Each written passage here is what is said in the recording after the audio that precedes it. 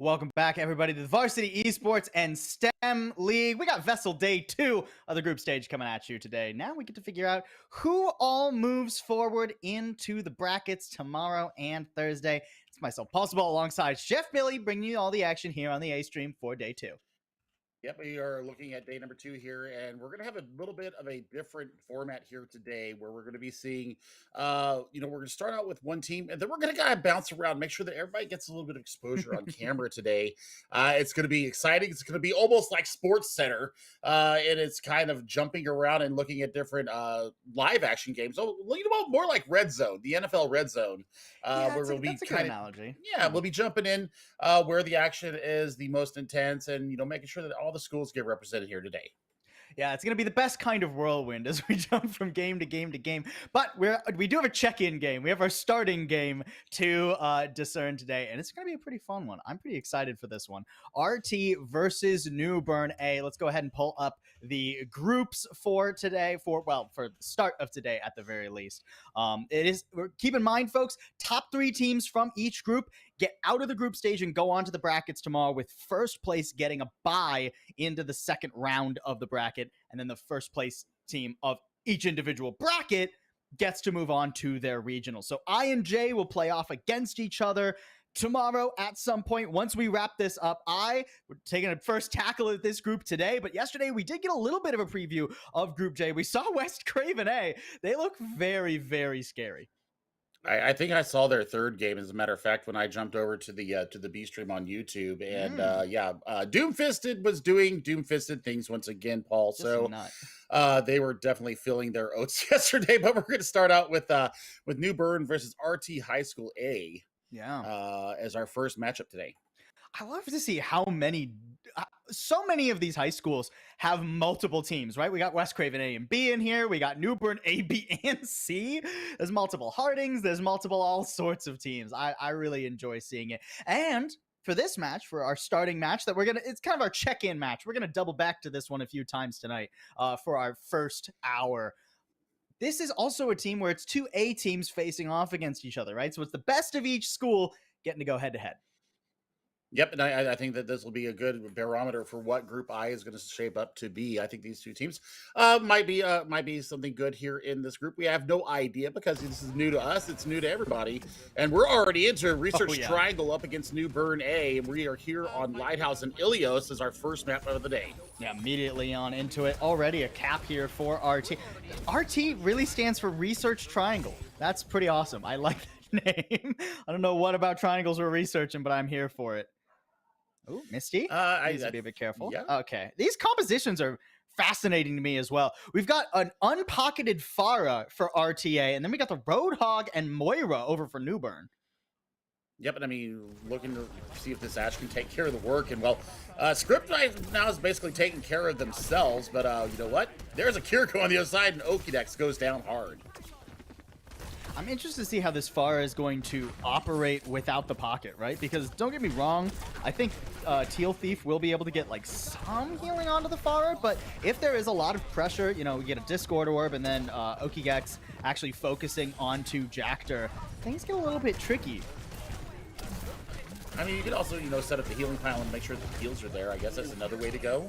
The Discord Orb is being huge. That's a big hook. Bye-bye, Misty. That's so massive. I mean, that opens the door here for Newbern to really start making some progress. Whole hog on the objective too. Doesn't necessarily get as much as you would anticipate, but this will be a slow clear out. Without Misty, there's not much RT can do to hold on to this, so it'll just be staggers, although I say that. Okay, no, okay. Yeah. Yeah, I mean, it should be the done fight right there. It does flip at 71%, but now you're walking in here with jams with the overclock ready to go. I mean, it's a 5-pack of ultimates here for RT. This is going to be dirty. Yeah, it's hard to imagine Research Triangle don't win the next fight, but it's 73, right? So it's not like an immediate, oh, we win the fight, we win the round. They do have to ration a couple of these ultimates so that they can convert on a potential last fight. So I'm interested to see what they open up with. I'd like to see probably the Rampage just chuck itself onto the objective here. Misty instead just walking forward, or you could just save all 5 ults. Okay, Death Blossom does get used just to make sure everything gets cleared out. A desperate overclock here, but only the one onto Jactor. It doesn't feel like that's going to be enough. Second's not half bad, but can you avoid getting staggered? No. Carrot and Jams both go down, so they'll get back at around the same time as I'm a Cookie. Yeah, I mean, they only use the one ultimate, so I mean, this should be a pretty done deal here as long as they don't just all press Q at the exact same millisecond. It should be pretty done and dusted. We're looking for Okidex. Maybe they can get a bob up here and get some kind of contest on the point. I mean, even if they do, that's a lot of damage onto Script from the barrage. Jactor living through it, too. Yeah, this one feels certified to RTA, undoubtedly. Even the Rampage thrown in. I mean, use your ults, guys. You can't save them for next round. Might as well check the Captain's Son and the rush in. That was a pretty solid round there from Research Triangle. I mean, they only lose the one fight because of that cheeky hook from Script, but other than that, pretty flawless. Yeah, I mean, pretty good front to back. Really did like the support play, even though we were kind of worried about the unpocketed Pharah between Teal Thief and Fine Dragon there on the Iyari. Really did have a lot of success there. Now we're going to have Teal Thief over onto the Lifeweaver perhaps, and we'll see if they're able to pull somebody out of danger. Especially Jactor, if they decide to get a little bit overzealous with said Pharah. Hey, but if somebody gets hooked off the map again, that Lifeweaver can come in clutch, right? Truth. They will be going up against the Roadhog to start this out once again. I will say a little bit more difficult to keep Jactor alive during this, although not necessarily the same pressure either. Okigex off of the Ashe instead onto the Torbjorn. That's kind of easy pickings for Jactor as long as there's some semblance of healing for him. I mean, you got the switch step from the Kiriko. Oh, well, no, I guess we don't have the Kiriko there. So, yeah, they may not be expecting it. These concussive blasts are so good from Jactor. I mean, how many deaths is that so far that we've seen? 3? Yeah. Is it 3-point battle? Yeah, that's crazy. I mean, Okigex just getting dominated too. I mean, Torbjorn into a Junker Queen is not very fun. That is a lot of shotgun damage. The Junker Queen, dare I say, is infinitely more powerful in close range. And Newbern are going to really get in here. It's an ambitious push, too, from Viscous. I don't know if there was any world where you're going to do much there. And they look for the sleep. they gave their life over for a sleep dart. I would have rather seen the anti come out than the sleep dart. That would have gotten a lot more done. However, Script is trying to push in. Now they've got jams onto the Sombra, so that might actually give Jactor a lot of room for pause. Yeah, it does make Jactor's life a lot more difficult, but this setup right now for RT is really solid. Teal Thief, where are we going there? He dodged into him. I mean, I know Lifeweaver does some damage, but not that much. Barrage over top, not half bad. That gets Okigex, and Script not able to withstand either. So more flawless fights for Research Triangle. Yep, you've got the Captain's Son for the next fight, and I mean, the Tree of Life is almost there. Bye-bye, Jams. I don't know how you got shot stagger after the translocate, but yeah, I mean, you get back to the fight fast as a Sombra. Now we've got, we've got Okidex onto the May. So, I mean, you're trying to wall off Junker Queen here. I think that's your big play. Try to section mount and see if you can get a pick off of it. I mean, with how far forward Griffin Dragoon is playing, or Griffin Dragon rather is playing, maybe you get the wall on them instead. But if Oki gets dead, there's no chance for any wall. One off the map. Nope, denied. Yeah, Griffin Dragon can easily make it back on the Ilari. So things are pretty tough right now. I mean, Kitsune Rush is used, but Newbern don't quite get on the same page for it. Only now are they really starting to put the pressure on, and beautiful Anti, even better Death Blossom and Captive Sun. Dominant first map from Research Triangle as they start off their group with a map win at the very least. Likely going to be a series win. They look pretty scary. They really do look scary. They look very coordinated as a 5. Maybe some hubris moving forward and looking at Griffin Dragon moving forward, and Jactor, playing unpocketed. That's almost unheard of, and Misty really did claim the space. That's what you love to see, is a tank that really wants to make that space their own, and that's exactly what happened. Yeah, you can see the way that Rampage forces out the Suzu. A good Suzu from Carrot, mind you. But then there's just too much on the end of that, right? Yeah, the Death Blossom and the Captive Sun. Once the Suzu is gone, there's not much more in that composition that can keep Newbern alive. So phenomenal work from the Research Triangle. make it off to a very solid first win. They're pretty scary. I'd like to see them versus West Craven at some point. West Craven A, but we're gonna have to wait at least a day or two for that one. Yeah, I mean, I can think of a couple other teams that we saw yesterday that might give them a run for their money too. But I mean, we're as we start to go looking towards our next matches. Yeah. I believe the next one that we're going up to is JP Napp A versus West Craven A. So we get a chance to see our dizzying dazzlers yesterday. With names like Bezo the Bozo and Twerk for. Twerk for sure. Yeah, I think and Eel is dumb. I do believe that game is going to be a little bit later. That's going to be I think our 7 p.m. Eastern game that we are going to jump to. Instead, right now we're hopping in with another Newbern team and South Mech. It is Newbern. Which Newbern is this? My eyes cannot find things. Newbern C versus West Craven B? C, I think. Versus South Mech. Yes. South Mech. South Mech. Oh. Yeah. Okay. This is one of them. It's Providence. Okay. South Mech versus Providence. That's why. Oh, good. Alrighty. That's what I've been looking for. All right. 2 other teams from that group. Keep in mind, neither of these groups played yesterday, so this is the first roll out for either of these teams. Man, look at South Mech's composition. Oh, boy. I like it. I always like seeing the Reinhardt paired with the Lucio and that Bastion. Bastion Junkrat is just a disgusting amount of damage.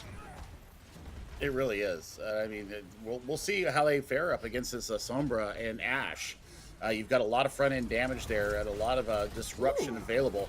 Well, Reinhardt's just going to swing. Yeah, I love it. I love it. Yeah, nice little slide in there from Caloren. Do lose your Lucio, though. So with that down, you do have to be careful. Providence will get the first cap.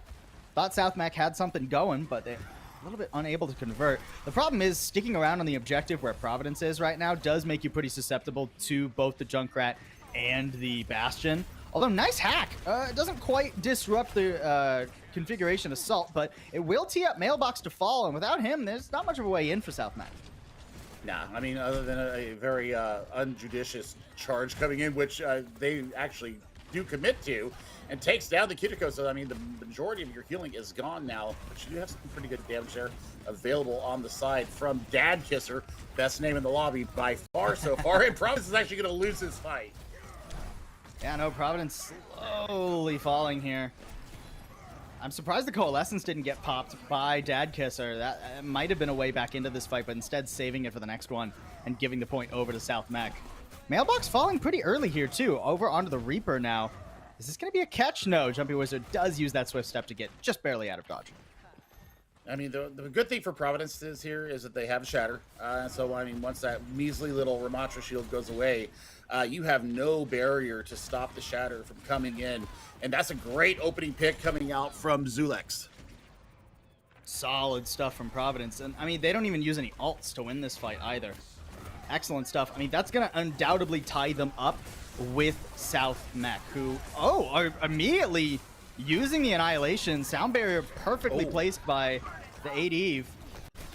And that, I mean, Tuna, didn't have nearly enough support to try and turn this fight. Same thing with the Coalescence here. Dad Kisser on the back end of this fight. Don't tell me we're going to EMP too. We don't have a tank. We're down a Moira now as well.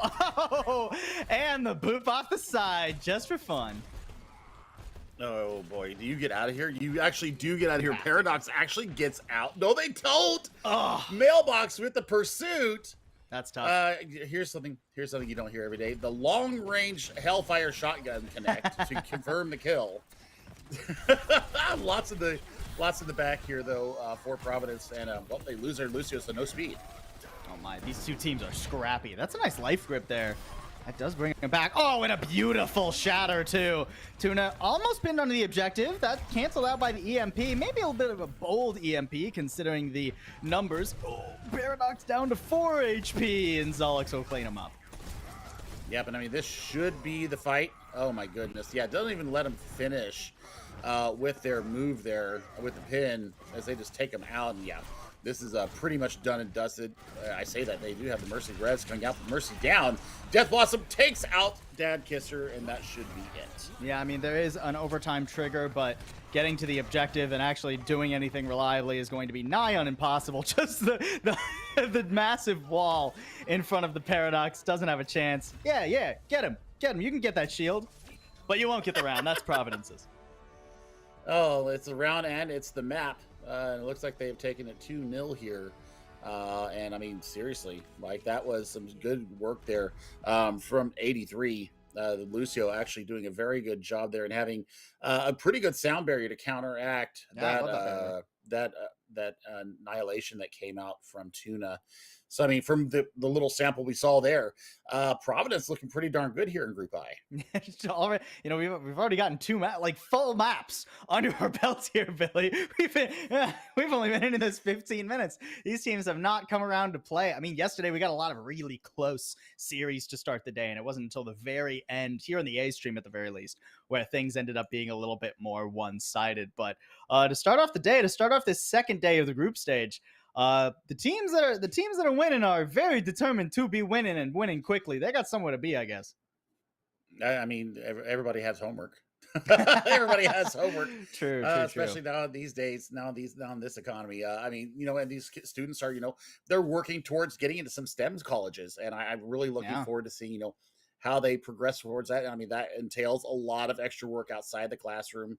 I have kids that went through STEM in middle school and high school, and I tell you what, the workload is not easy. So massive respect to these gamers being able to not only compete at this highest level here in North Carolina, but also in the classroom.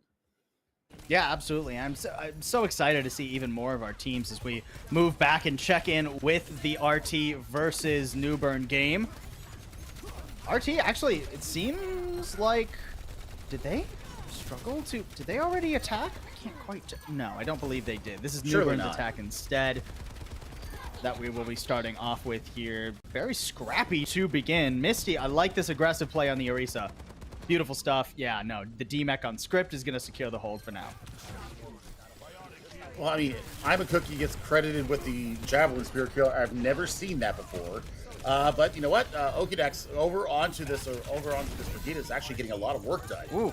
Yeah, I mean, the respawns just don't come in very quickly. That first fight was so scrappy that Research Triangle, even though they technically win it, they don't regroup in time to make anything happen. And I mean, now a hack on a Jactor getting run down by Okigex. Okigex has to be a little bit careful. This fight is still potentially losable if RT can get to the objective, but no, enough work put in by Script there, putting Jactor down. That at least gets the first point on the board for Newbern. I mean, Paul, here's the thing. We saw nothing but Farah from Jactor. They're on Lighthouse. They're on Ilios. And now we don't see the Farah here. And actually, point A is a great defensive spot for a Farah. So much geometry to work around. Kind of interesting that they didn't bring that out. It is difficult for an unpocketed Farah, though, right? You can't quite get as far away from the enemy team. So unless the pylon was going to go onto the clock tower to, like, be effectively the pocket for Jactor, that would make it more difficult to run the Farah. Already some nice high ground control. I'm really liking Script on this Diva. The mobility is putting a bit of a thorn in the side of Research Triangle, who have taken a lot of damage but are just barely holding on here. When they convert this into something a bit more. The Javelin goes into a wall. So low, though. Nice finish off there by Misty, who's played, I mean, I guess only 2 tanks at this point. Oh, that self-destruct. Okay. Okay, just barely they get inside, Billy. Oh my goodness. And I think that they went golden too to make sure that they didn't die to the damage coming through. But I mean, I do agree. I think Script on this Diva is getting a lot of work done, really taking the squishies and almost ignoring Misty completely. I mean, that's what you have to do as a Diva into an Orisa, right? There's so much armor on that Orisa that there's no chance to really turn that around. Although the defense matrix doesn't quite give the cover over to Okigex, once again falling kind of early in this fight. That's a nice Terra Surge, quite a bit of damage onto Viscous, but survives it. Good work from the, I mean, I guess just from the Pylon to keep him up there. Pylon not quite taken out, eventually falls, and Misty manages to keep this moving. I thought once Newbern survived that Terra Surge, they might have had a chance to turn the fight. I thought so too. I mean, especially with Jams on the backside pincher movement trying to come in, just does not connect enough on the headshots.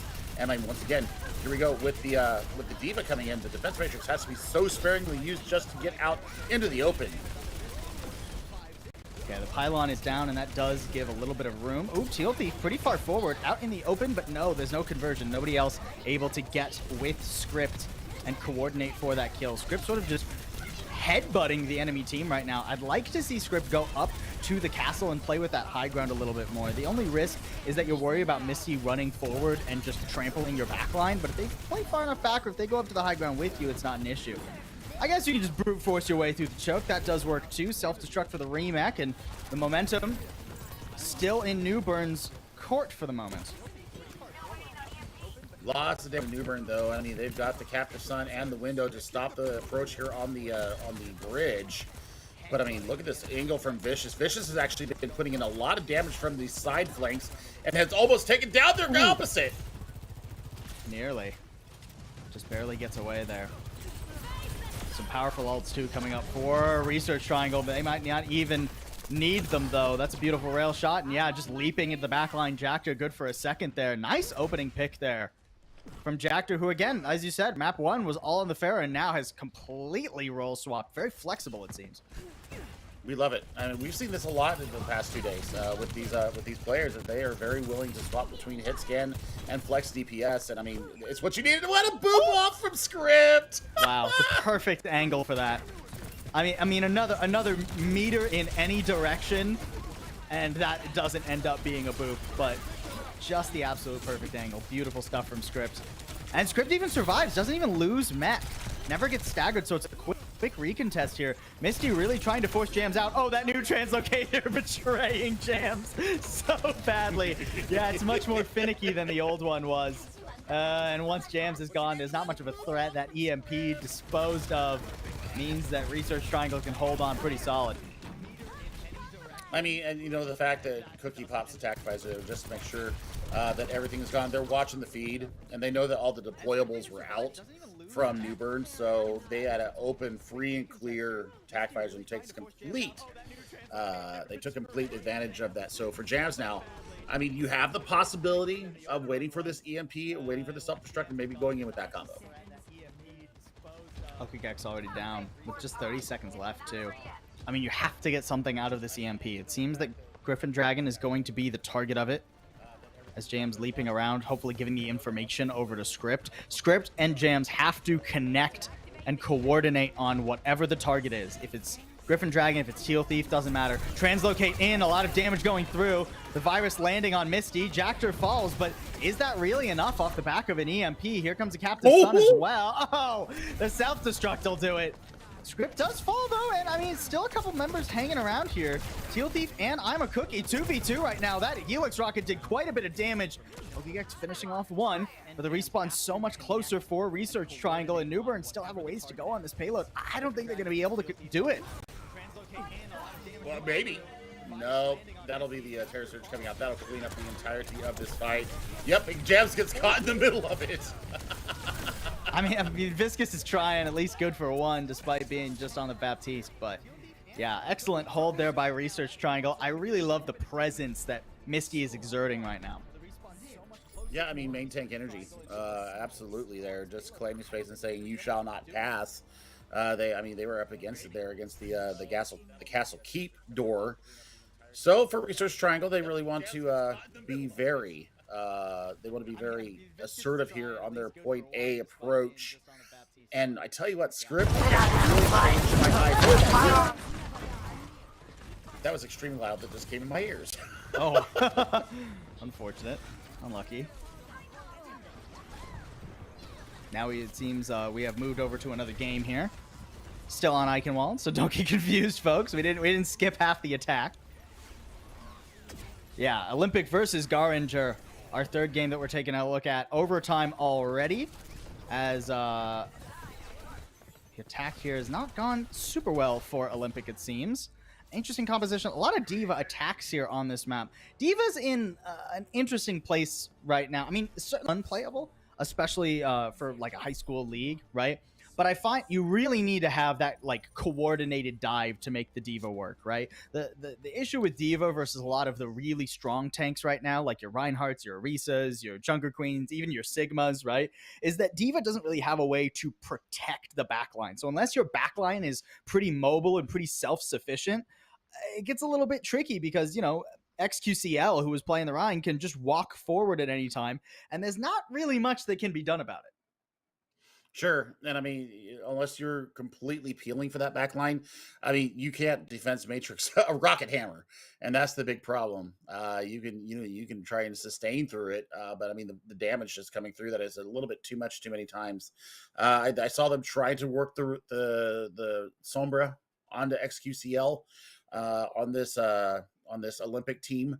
Or I'm sorry, on this Garinger B team that we're looking at. And, we saw Forgotten was in the lineup for the Garinger A team yesterday that was on our stream, or that was going to be another game on our stream. I don't know if that actually ended up going down, but recognizing their name coming through from that. So, I mean, for Olympic there, they were looking like they might not have had the right identity going through the streets of Eichenwalde. And I mean, hey, identity is a lot of the times hard to find, right?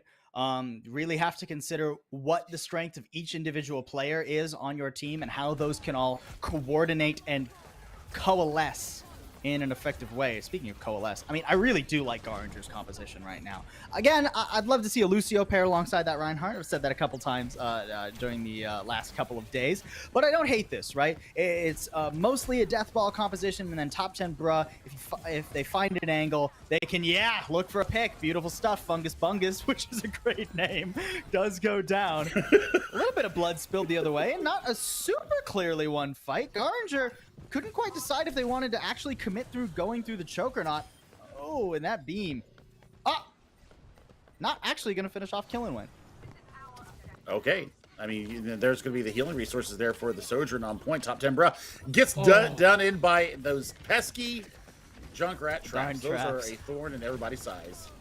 Yeah, at least XQCL is back now, so we have a pretty intense scrap on the objective. Killenwin really needs to stay alive. You can see the focus from Nullified trying to get onto the supports, but a little bit discombobulated from Olympic right now. They can't decide if they want to try and go for the supports or if they want to try and go for the Reinhardt. So Garinger, even though they lose X Forgotten, they'll trade it out and get a chance to regroup. These Symmetra turrets, though, are actually the spade or the wild card, the Joker card here for this Olympic team, really slowing down XQCL when he's trying to go in, and it actually catches a lot of people. That's a big grenade once again. Yeah, massive. This is getting tricky for Garinger, and oh my word, the sound barrier. Olympic are going to get aggressive and try evict Garinger. Yeah, and Garinger say, hey, you don't got to evict us. We'll just go find a new place to rent. They are out of there. Well, the fact is that they hold on to 3 ultimates. So, I mean, you've got the artillery strike. Now that the sound barrier's gone, you don't have that extra over armor coming through. That's a big fire strike coming around. The good thing is that they've got this photon barrier, and it could possibly deny a lot of what Zany Druid wants to do here. Yeah, photon barrier does make Zany Druid's life a little bit difficult, but the coalescence does cut through the barrier there. So still opportunities for Garinger, but we're down to just over 90 seconds remaining, and with the Annihilation popped, Garinger have to make it. Do they want to try and force into it, or will they back up? 2 already down.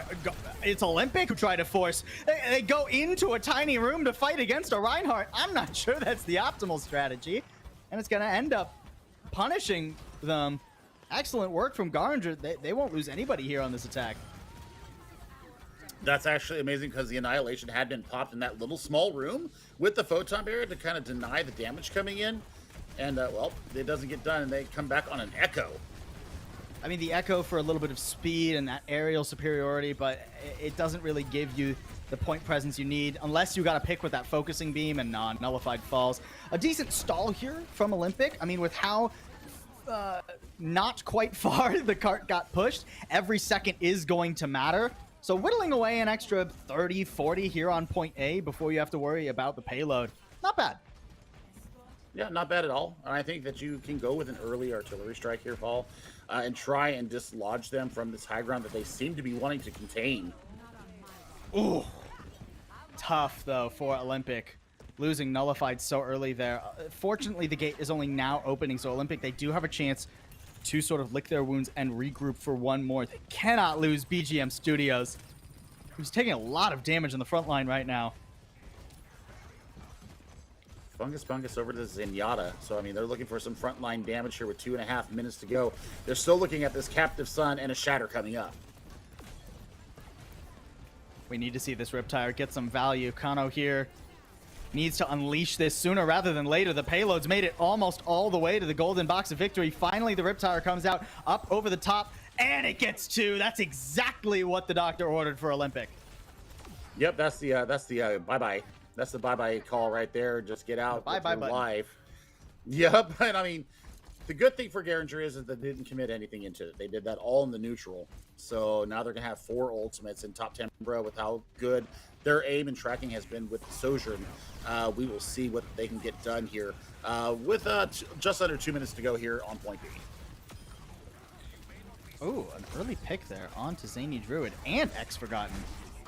Garinger need to just get out. They need to try and not feed more alt charge over to Olympic, because now with Olympic coming up to 4 alts, Garinger, once upon a time, they had a pretty hefty alt advantage. Now it's not so clear. I mean, Bungus, I mean, hello? They just swapped to Zenyatta, has been putting in the damage and really using that Discord orb to best advantage, trying to go for a little carom shot there from Zany Druid with the grenade coming in and just does not land. Oh, BGM. Just barely gets the Nemesis form off in time. Earth Shatter comes out right after it, though. Sound Barrier, well timed by Ginger Ace, and now Olympic have a chance to hold. They'll lunge forward with ults of their own and get rid of Garinger one more time, but that was 4 ults they used, and there's still one more fight in the tank. Oh, but I mean, they're gonna have a tire again, and Kano here could be the hero of Eichenwalde. One big tire that completely denied a attack at 2 minutes. Now it's going to be at about 20 seconds when we finally meet the 2 teams together again. Top 10 Bra over to the Reaper to give it a little bit more vampire healing, a little bit more sustain. The artillery strike finally coming out. Artillery strike catches Ginger Ace. That makes BGM Studios' job a bit more difficult. XQCL trying to survive the Nemesis form. The block comes up, but it's not quite enough. Where is this tire? It's needed. Are they going to try and get one more fight out of this? Kano here survives. I mean, there's an opportunity maybe to contest. Solo, though, here comes the tire in. It would have to get absolutely everybody. Oh my God! Gets 3! XQCL, though, a Reinhardt on the objective, still difficult to get rid of. Ginger Ace hopping around, trying to avoid those hammer swings. And here comes a bit of reinforcements as Top 10 Bra is back now. Where's the tank? Where is BGM Studios finally getting back to the objective? Oh, so much damage. XQCL, where are the supports? They haven't respawned yet. And just narrowly, Olympic, I think, are going to be able to pull this off. Although, as I say that, they do lose their tank. It's not super clear. There falls Bungus. Wait a minute. Captive Sun out now, too. Kill and win. Can he live up to his name? No kills, but possibly a win regardless. And yes, Garinger, they've barely pulled this off and will escort the payload just over the finish line. What a final fight! That's Overwatch League worthy. I mean, it's kind of messy, but still it was entertaining. And I mean, they put it all on the line there. Holy cow, Paul. That was a very fun fight. Both of these teams determined to make this happen. You can see a shatter from earlier from XQCL, a menace on the Reinhardt. Phenomenal stuff. What? Wow. I said it already, but what a scrappy fight. I love watching these high school leagues because you get such intensity. You get every moment is winnable vibes from all 10 players in the lobby. I mean, I can just hear winnable being screamed in my ear by Jane right now. Winnable! Holy cow, that was intense. I was feeling it I was like on the edge of my seat here, like, oh my gosh, are you gonna be able to turn? Oh, that tire was huge, yeah. I mean, Kano here was the hero. I mean, I can't believe they got denied the play of the game. I mean, a double and then a triple with the tires. Yeah, kept their team in it as long as they could. Yeah, really excellent stuff there. I mean, we've already seen some banger matchups, right? It has been simply killer thus far between all of our teams. Shout out to Garinger and Olympic. They're going to be fighting for their own group. And I believe, again, most of, if not all of the teams that we're going to be seeing today are teams that didn't get a chance to play yesterday. So their entire group will be determined today.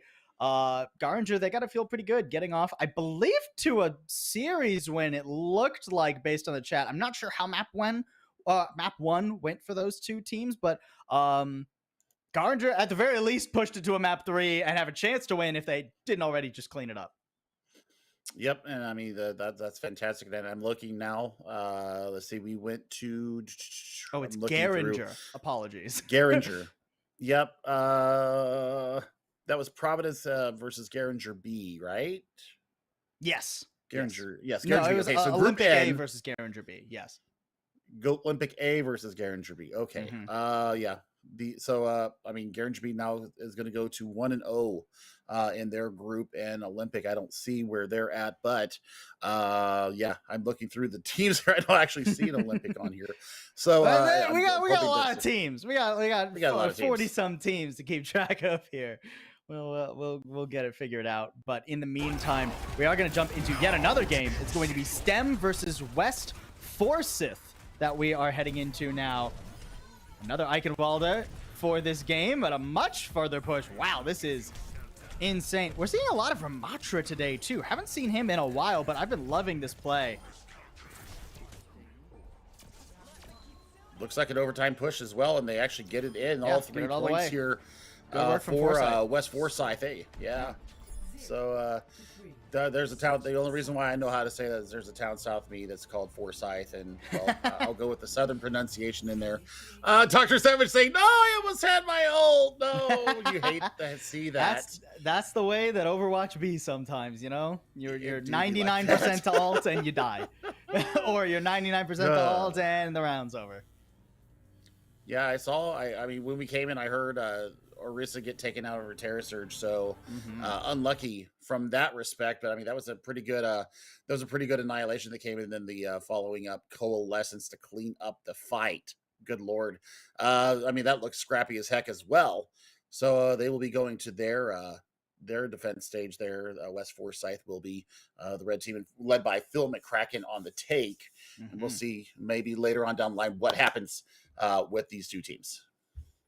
Yeah, for sure. I believe we're just going to hop right back into it. We're just waiting for the next sides to load here.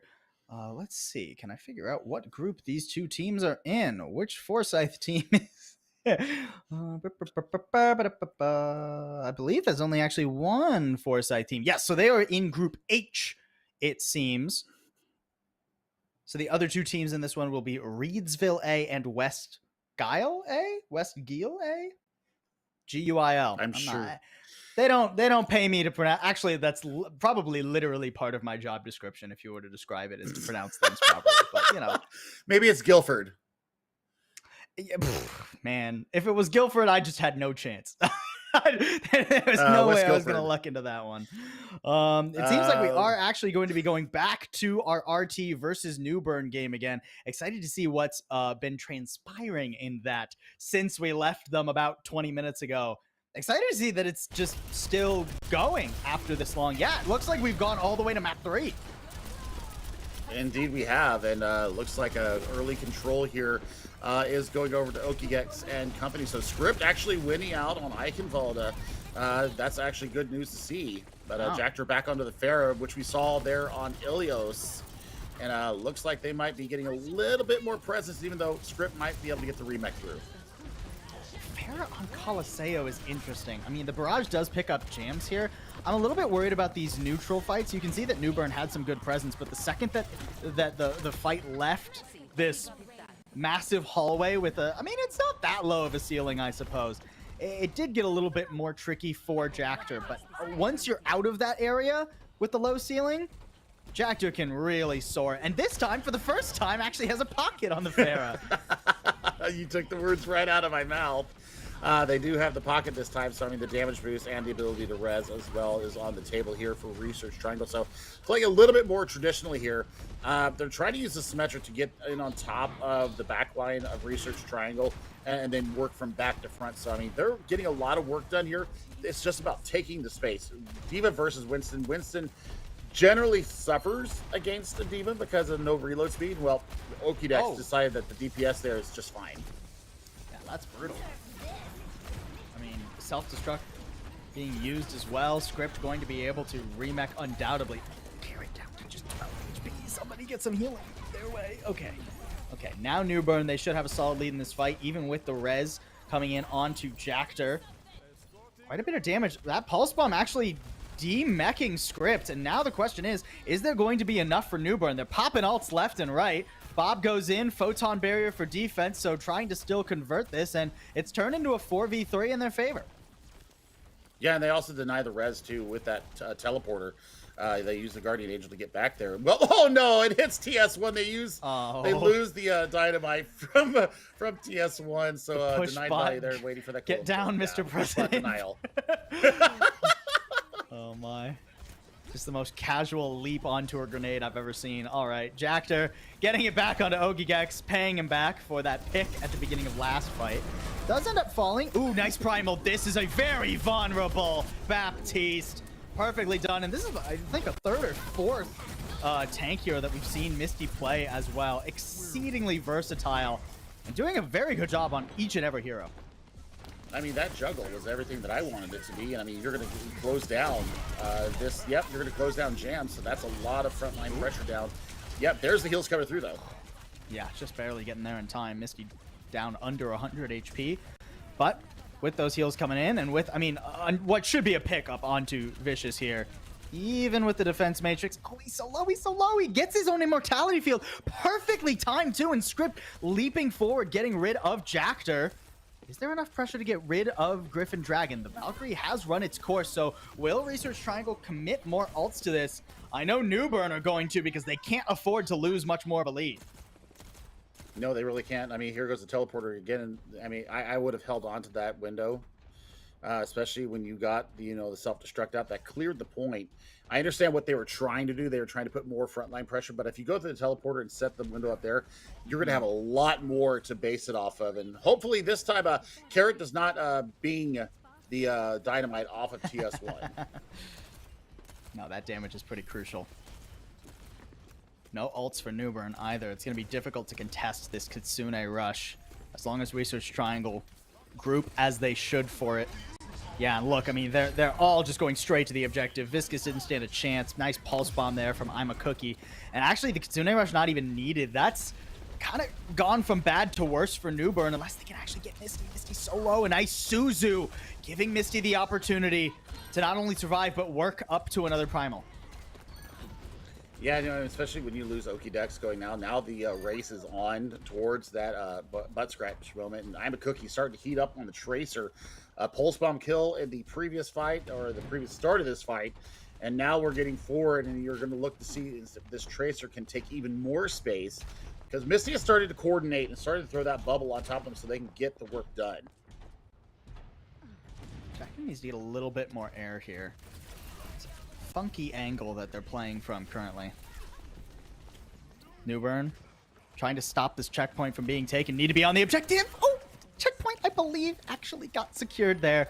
So unfortunate for Newbern, but they can still win the fight and try to reset Research Triangle. 1 for 1 here, but missing your Mercy is much more difficult. The Kitsune Rush does make this pretty favorable. Research Triangle just berating Script, and Misty meanwhile in the backline with that Primal doing a phenomenal job. Oh no, I think things are about to end here for Newbern in this first series. I mean, they do have the Bob. So, I mean, that is a get out of jail free card unless they can somehow boop it away. I mean, especially with the Primal Gun, you don't have that opportunity. I guess you can bubble it. You can concussive blast it if you need to. I mean, that's a good pick out onto the Kiriko. Yeah, phenomenal pickup. Oh, the res coming through. Excellently done.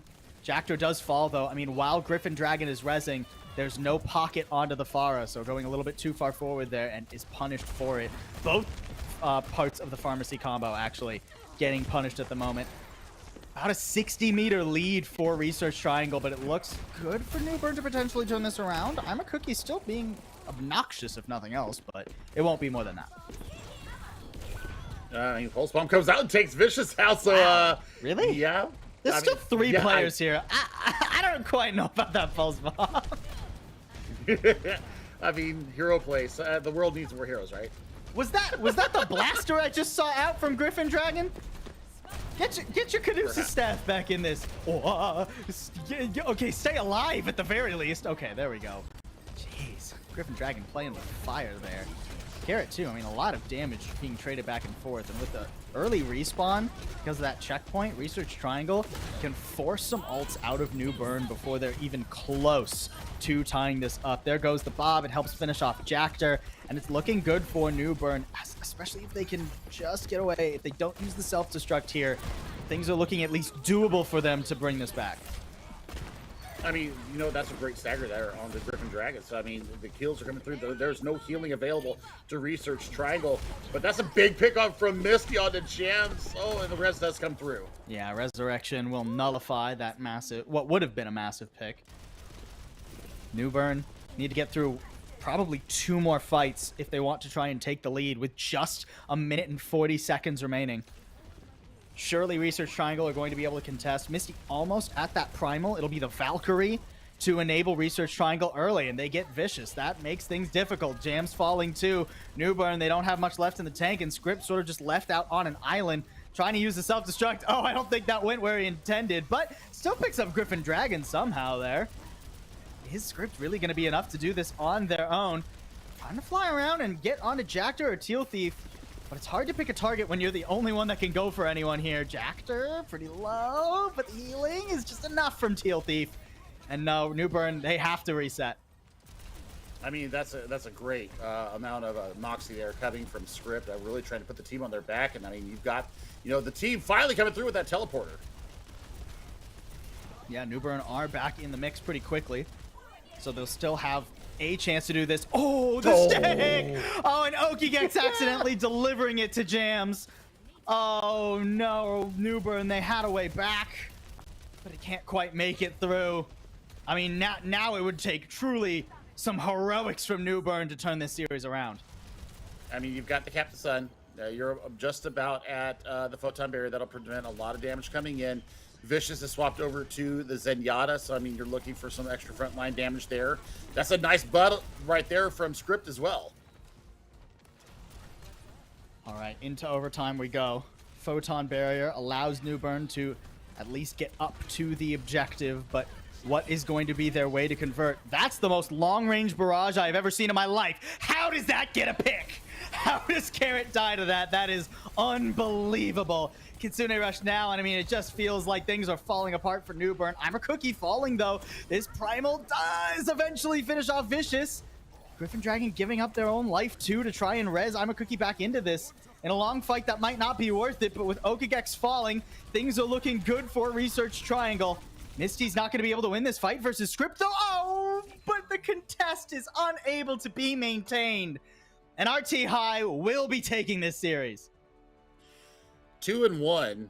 First game out the gate here in Group I. And Misty has to be the player of the match, showing such versatility throughout the range of different tanks. These primal mechanics pretty darn good, my friend. Yeah, I was impressed. I was thoroughly impressed. Not only with the primal mechanics, but the Junker Queen earlier on, right? And then we saw, of course, the Orisa as well, the well-timed javelin spins. Phenomenal stuff from Misty and the rest of RT High today. Yeah, I mean, I was very impressed. I think that Newbern actually gave them a really good run for their money. So I think, warm-ups out the way, first game jitters all withstanding, still 2-1 is a pretty good result, even if you do take the L there, because you are in group stages. It is the top 3 that will get through. Yeah. So getting that map win may actually come to help you later on down the line.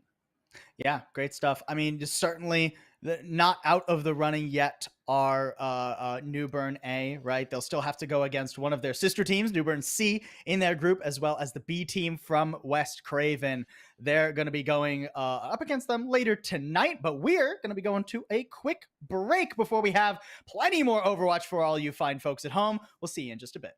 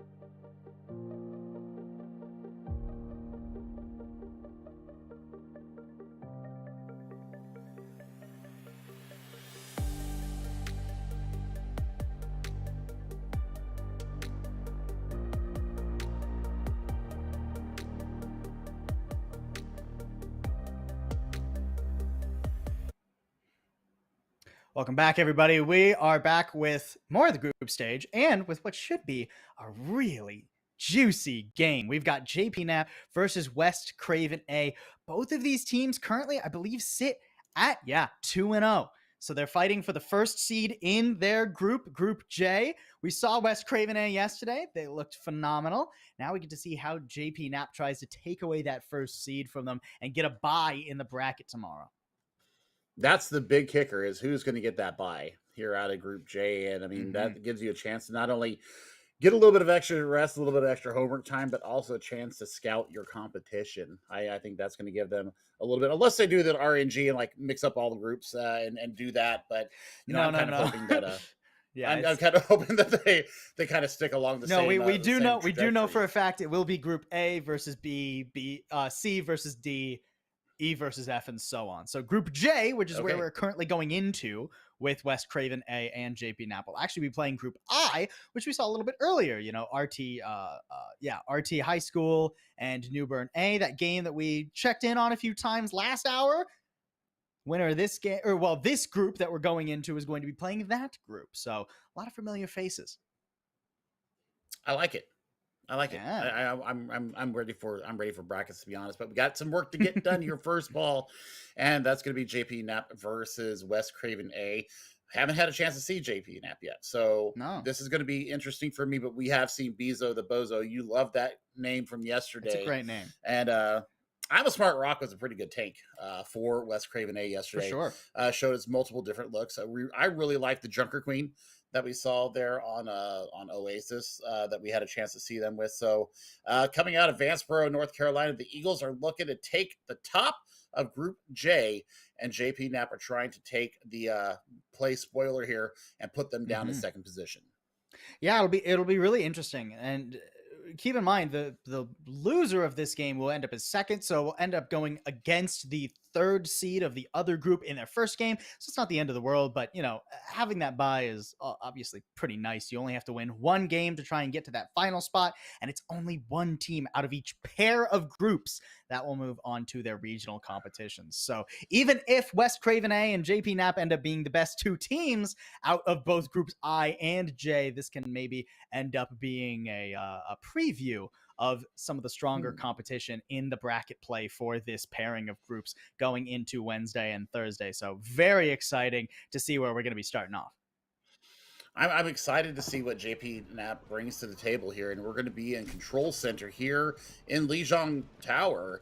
And, looks like I'm a Smart Rock bringing out the Sigma composition. There's a Widow out here looking for heads. Whoa, Jackbird struggling a little bit to get that hit onto Bezo the Bozo. I mean, Bezo's just running him down. This is cruel. In the pocket, too. Unless you hit the headshot, Jackbird, he's not going anywhere.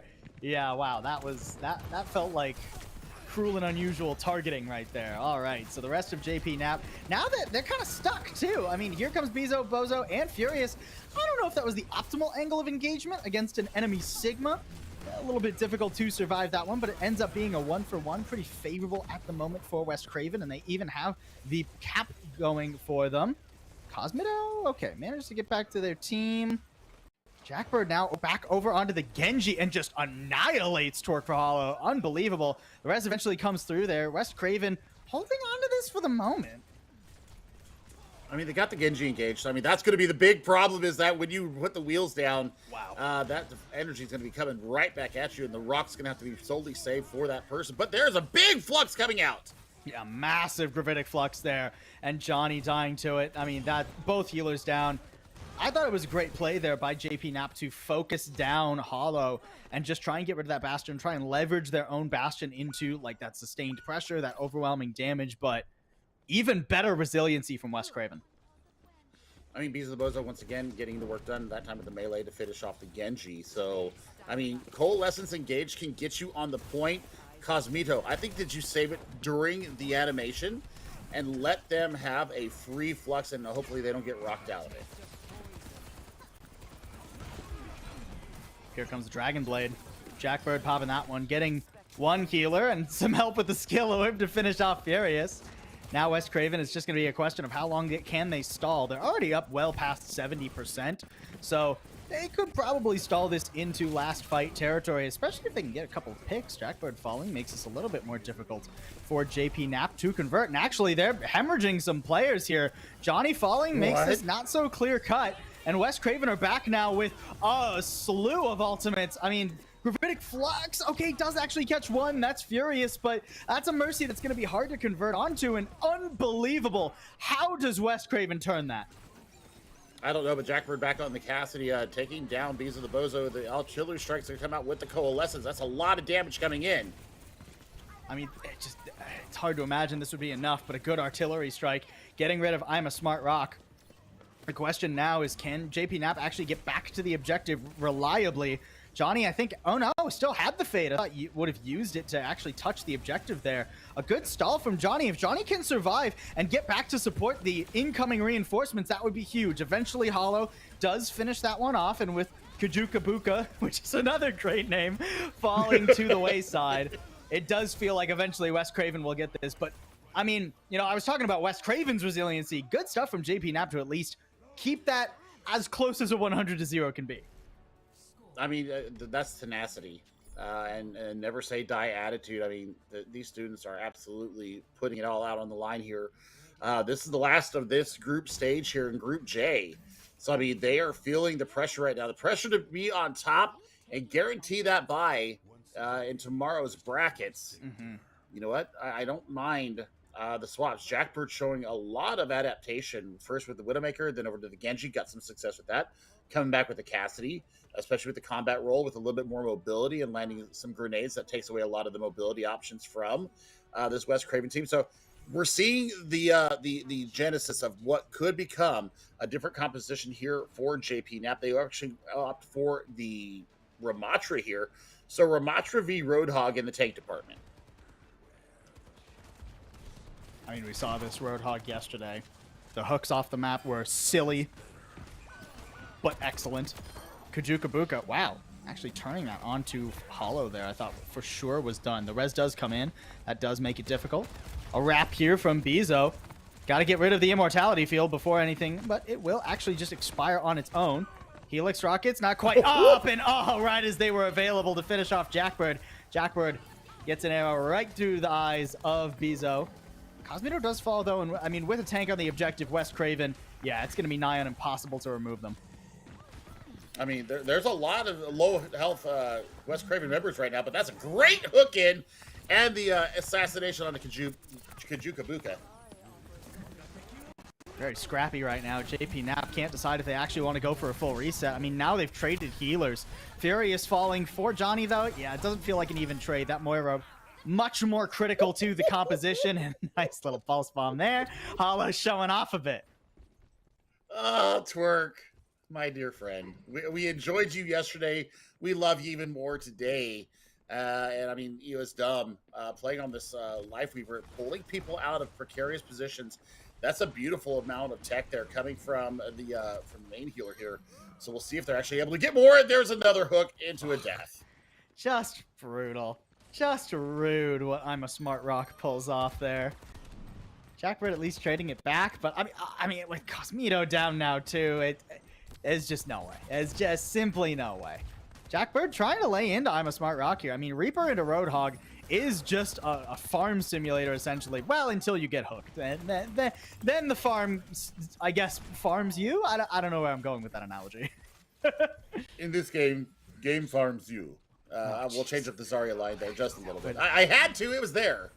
Looking for the side hook here. No, you can't do that. We're not in 2016 anymore. Those jokes don't track. Ooh, nice stop on the Death Blossom. I mean, it gets one, but that could have been much worse had I'm a Smart Rock not put a stop to it. Now the Tree of Life up. And the second hook does whiff there, but with the kinetic grasp down, I mean, now there's so many opportunities. Both the Whole Hog and the Tact Visor ruining JP Napp's day. And I mean, with 99% and only Cosmito really standing, this is going to be a very quick 2-0 to West Craven. Do your push-up, soldier. Yeah, I mean that's a victory push-up. Gotta stay limber. Gotta stay swole here. Here in this Group J, only the strong will survive. And I mean, based upon what we saw yesterday and now up against a 2-0 team, now that we have more of a sample size, oh, word. I mean, this West Craven team is looking to be one of these teams that we need to be watching out for as we move through the bracket. Yeah, certainly. I mean, not only for the bracket, but then moving past that onto the regional off in January. We're going to check in with another game now. Move over. I mean, another Lijiang Tower for us. And hey, some familiar faces. Script, Jans, Viscous, how are you guys doing? I hope this game goes a little bit better than the end of the last one for you. It was close for this team, but they couldn't quite convert. So now they're trying to get a full series win on the board here. Yeah, I mean, we see Carrot going over to the support role here because we did see Okidex playing in the support role as the Iyari there in Eichenwalde, and now they're back here. So Jams showing us the Symmetric gets it done against this Orisa. That's not an easy target. Yeah, just barely managing that, but a sound barrier keeps the enemy team inside this fight. Don't be mistaken, folks. This is not West Craven and Newbern. Actually, it might be the other West Cravens and Newbern. I'm actually not certain. It is. It is. Oh my. Wow, there we go. All right, so that's pretty funny, actually. All right, so West Craven, again, different West Craven this time. And then I mean, up to about 60%. Oh, Translocator just barely getting Jams back onto position there. But Newbern, they're struggling to actually cap this. I mean, they've got options. I mean, that's a Death Blossom, and the Suzu comes out and saves everybody. Script actually eats most of the damage. Yeah, really nice defense matrix there. And I mean, now, do you even need the EMP? I don't think so. Artillery Strike and the Kitsune Rush both used. Yeah, hold the EMP to try and convert. It is 80% for West Craven B, so they're not feeling too bad about having to regroup. No, and I mean, they're just basically staggered out this poor Moira, and this is going to be brutal once they finally do get the kill. Yeah, that's going to buy them at least a good 10%, Paul. Yeah, really solid stuff. West Craven, they do have quite a few ultimates to come back into this, but I would say other than maybe the Terra Surge, these are ultimates on the weaker end. Oh, the Captive Sun getting slurped up by the Javelin Spin. That's tough. And Okigex actually getting rid of Truly Voice too. I mean, with a Bastion on one side and not the other, Newbern should be in a good spot. Perfectly timed Suzu. Carrot with the read, but unfortunately even that doesn't seem to be enough. Script trying to turn this around best they can, but even a squish onto Malakia just isn't going to be enough. EMP a bit too late for Jams, and no picks benefiting from it. Oh, it feels like a matter of time before West Craven take this round. Yeah, but I mean, Malachi is just getting it done there. I mean, just being able to stay through.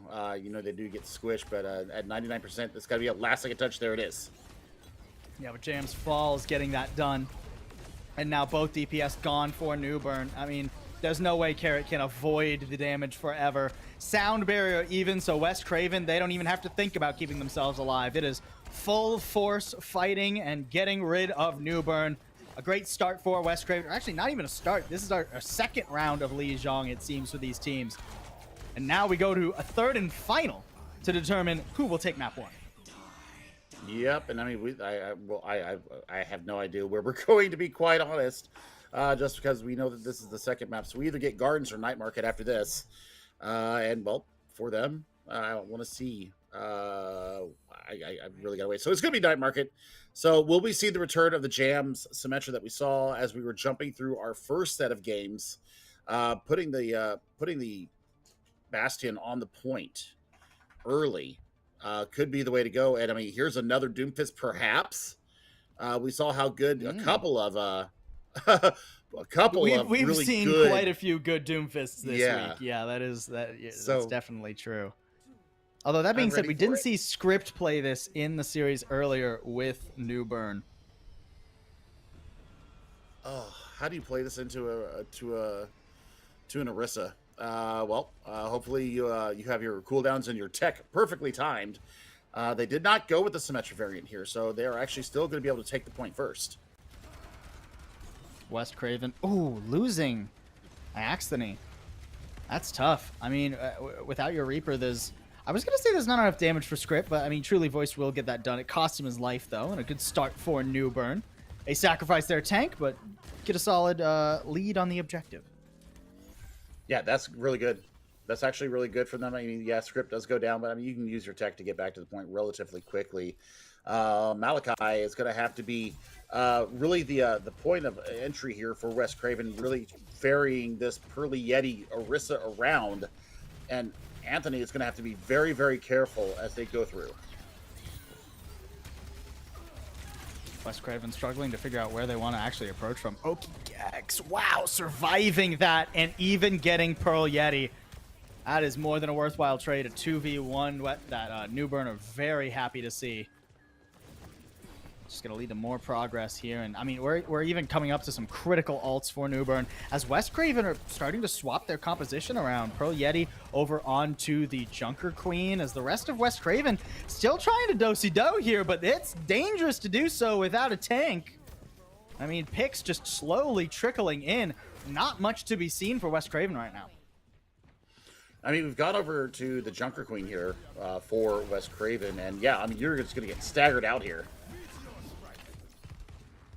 Meteor Strike even looking to cut Pearl Yeti off. This is a very bold investment. A little bit far forward for my taste, but Script will get out of that one. Does whip the punch. So Malachi, oh, the sound barrier. No, Ajax. Oh, lost the barrier mid-sound barrier. Mid-animation. And now things are just looking worse and worse for West Craven. Oh, they had such a good round on Control Center. But Newbern are indomitable here, it seems.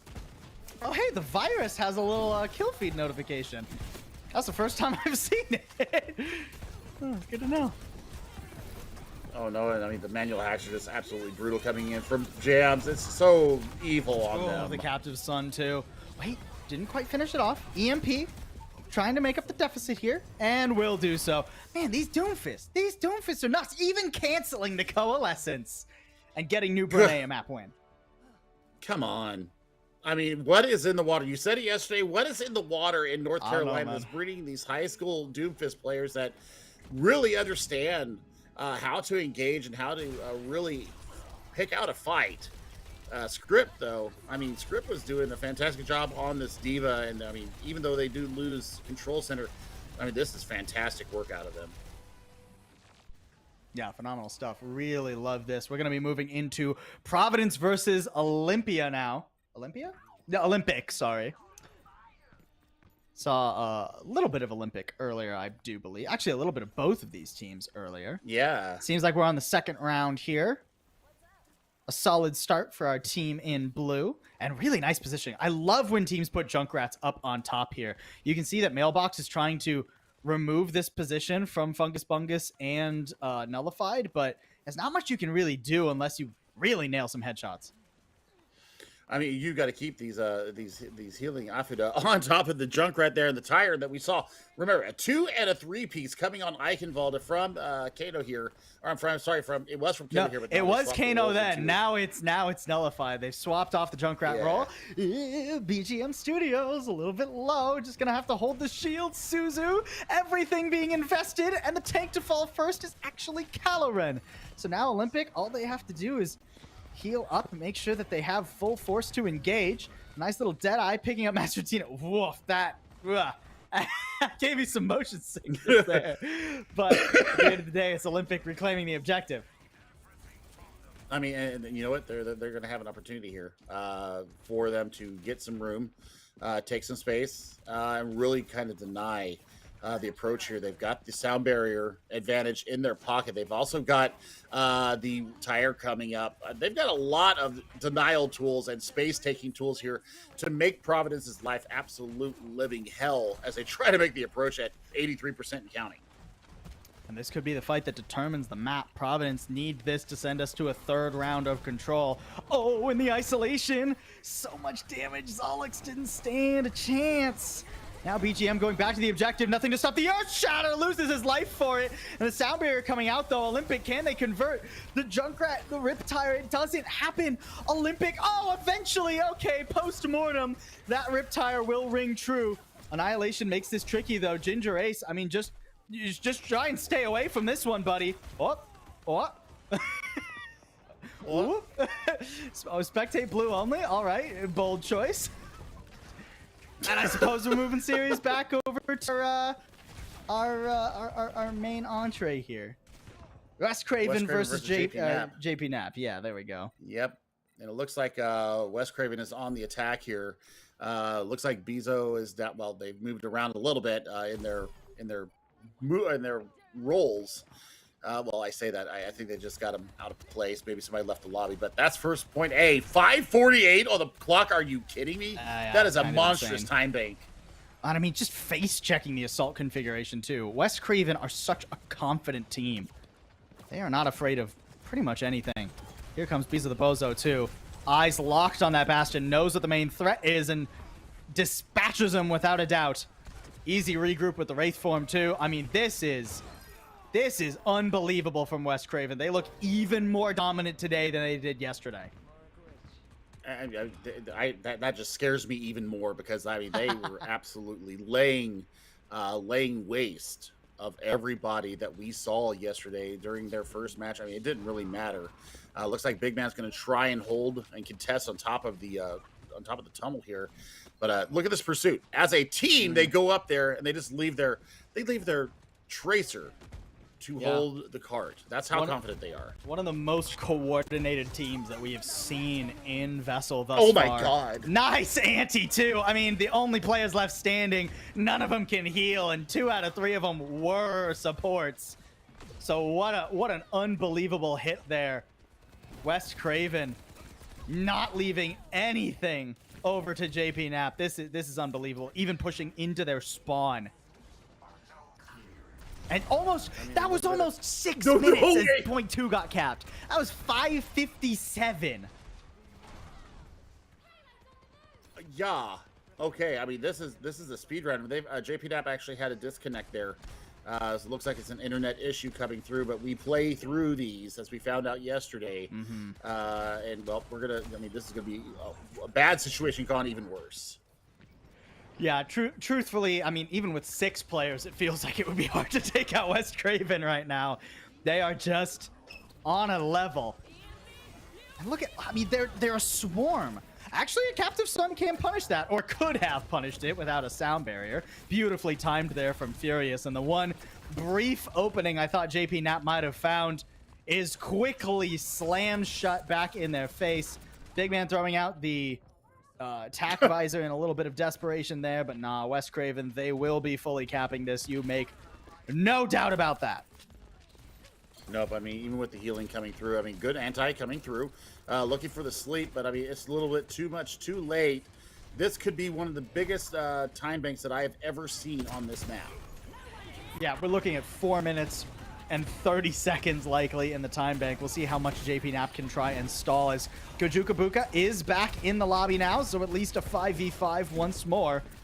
Down just under 430, but I mean, you're playing for inches here rather than miles as JP Napp. West Craven, unbelievably dominant.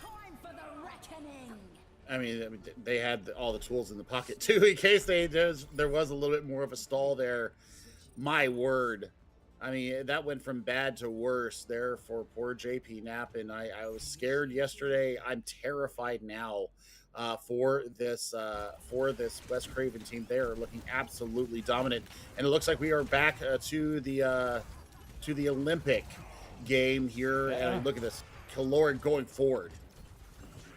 It looks like they were actually able to push it to that 3rd round of control, and even more than that, have 90% nullified with another great tire to keep things alive for Olympic. But will they actually manage to swing this back? I mean, now the Nemesis form out. That's a ton of damage. That's a ton of damage. Beautifully done. I mean, no way BGM will be able to do this alone. A brief flip back, but Mailbox with a reckoning on the Death Blossom. Yeah, this will be the map going over to our team in red. Yeah, Providence getting the win here, 2-1 on Lijiang Tower. I mean, Speed Heroes to try and get back. I don't know what they're going to be able to control with that, and especially losing your speed. That's your last stall tactic on the point, and that's going to do it right there. So Providence comes back and gets the 2-1 win. They go up 1-0 here in this Group I matchup, and we're going back over to Jams and Script. Taking a look at these people. Once again, Fearly Yeti, once again, getting it done. 3K coming in. Yeah, Newbern, unfortunately, it seems like they won't be able to stabilize very much. They're on the Junker Queen composition. GM's really been rocking this Sombra today, but... Oh, okay. Wait, I may have spoken too soon. I didn't think Newbern had enough gas in the tank, but they're trying to make this happen. A D-Mech onto Pearl Yeti gives them decent chance, but script is just so low here. There's Junker Queen self-healing, and actually Carrot does swift step into this. Oop, accidentally whiffed the Rampage. Might be okay, though. Nice hack and virus there to Anthony. And yeah, Anthony falling means a pretty healthy time bank here for Newbern as well. Over 2 minutes and 30 seconds. I mean, it's not West Craven's time bank, but it's still very good. I mean, and then the focus fire there at the end. So, I mean, 2:29 as you pull it into the train station here is a very respectable time. Like I said, 4:22 is unheard of.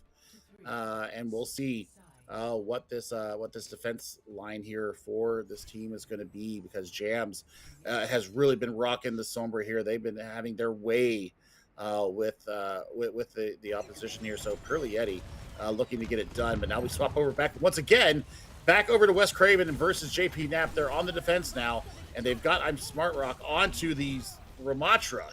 Yeah, I'm Smart Rock has shown us so many different tank heroes, and every single one of them has looked good. I have no doubts that this Ramatra will be a force to be reckoned with. There's the Annihilation.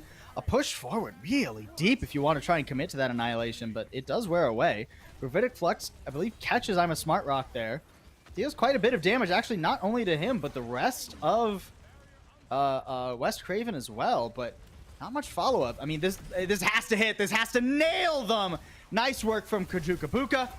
And I mean, in 99% of fights, you have to imagine this is going to go the way of the attackers. West Craven, there's no way they can hold on to this. It's just Furious and I'm a Smart Rock. I mean, those fists, they do be packing, and he's got a mercy pocket right now. So I mean, going up against Sigma here, you can't block that out. Smart Rock is still on his feet. Hang on, wait, the respawn's even coming in. I mean, West Craven have a disconnect. EOA is dumb, is gone, but even with that, still managing to hold. Not even a % has been gained yet for JP Napp. With I'm a Smart Rock falling, though, surely, yeah, even the res denied. Oh, wait, Bezo in Hollow! How have they managed this? A barrage. Okay, there's nobody there, Hollow. Why are we using the barrage? Maybe that's a fat finger. Maybe that's a fat finger going to the Hollow was in such extended fight or flight, it just ended up being like, all right, surely we can't stop fighting. We can't stop fighting. We can't stop. Oh, my. Oh, it does get Kajukabuka on the back end. And, I mean, now the respawns are here, too. West Craven. How have they managed this?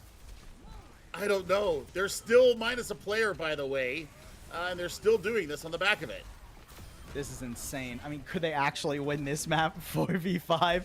It looks not terribly unlikely. Hollow's got to find a target, though. That Tree of Life makes it very difficult for Afara to actually finish off anyone. It does provide some cover, though. That's not bad. The res? Curious actually getting the res off and surviving at the end of it, too. Nice Gravitic Flux. Can Furious heal up Bezo? Keep that Bastion in the game? No, it's all down to him and Smart Rock once again. A beautiful shield. Withers away the Annihilation. So I'm a Smart Rock now, just 1v2. Looking for Kajukabuka. Wait a minute. One more pick. He won. Okay, I almost believed. There is some recontest possibilities here. Oh, no way. No shot. There's of no course way they they are. get back onto this point. Yo, my God. Yes, they do. You gotta hit that. You gotta hit that second body shot. Here comes the Bastion. That'll get rid of the shield. But okay, some good help.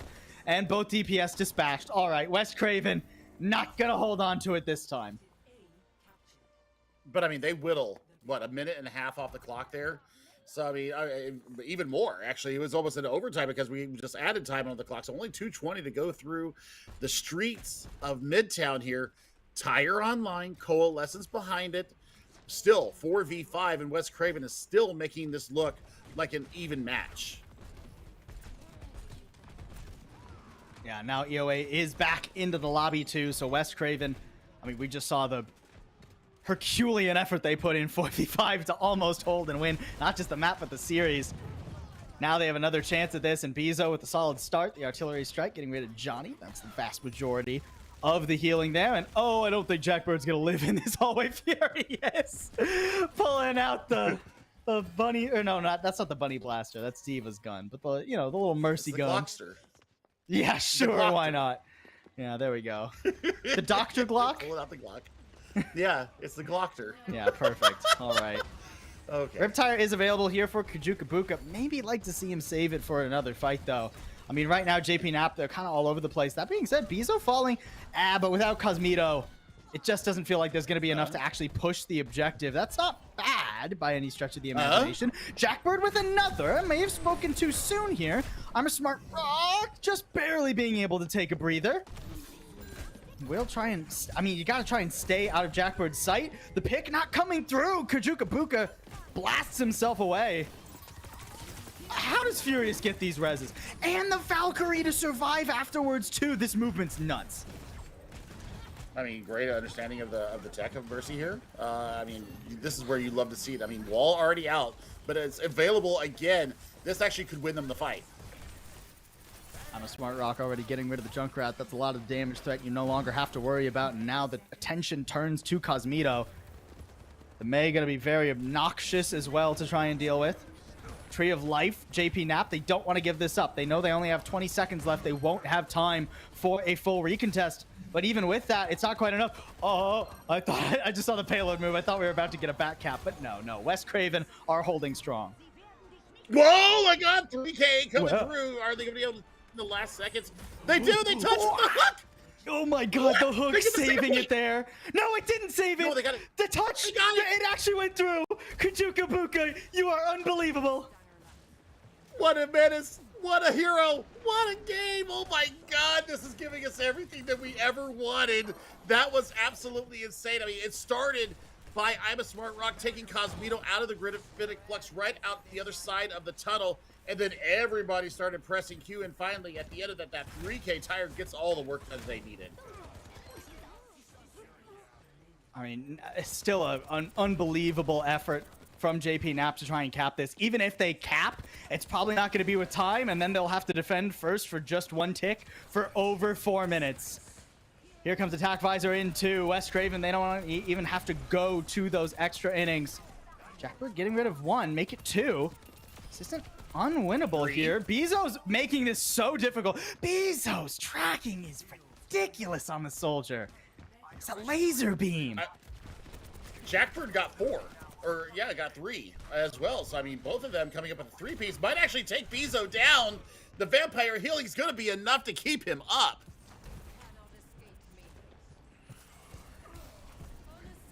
Yeah, I mean, this is just so difficult, though, for JP Napp. 10 seconds left to try and play for a draw here on Midtown to keep the series up, and without Kajukabuka, it feels very difficult. Nearly a Gravitic Flux here for Cosmito. This has to be an unbelievable Gravitic Flux. It catches a couple key members, but so much healing. I mean, that Tree of Life gives all West Craven that they need. And that is a 2-0 for a 3-0 in the group and a first place coming out of Group J for West Craven A. Oh, my Lord. I mean, Smart Rock on the Junker Queen. I don't even remember getting to see the Junker Queen because we came into it so late. Yeah, I guess we did see it on their attack, but good Lord, just getting the work done. Gracie was so good. Actually denies the escape there. And yeah, I mean, that's just fantastic work from their tank player. Great work all around. I gotta say, Kajukabuka gives my new favorite gamer name here. Just absolutely it is phenomenal. a good one, But right? they, we're going to see him later on. Absolutely. We'll see them during the bracket stage, I imagine. We got to swap over to another Midtown here where, man, what is with these blazing time banks? We have 4 minutes, 20 seconds, 3 minutes, 30 seconds, 3 minutes, 42 seconds. This is insane how quickly the attacking teams are able to get this done right now.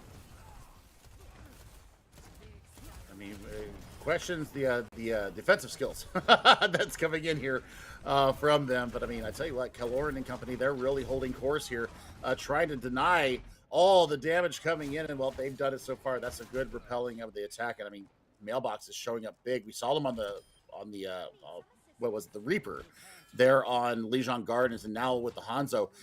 Yeah, I mean, the aim is still true. Solid hold thus far.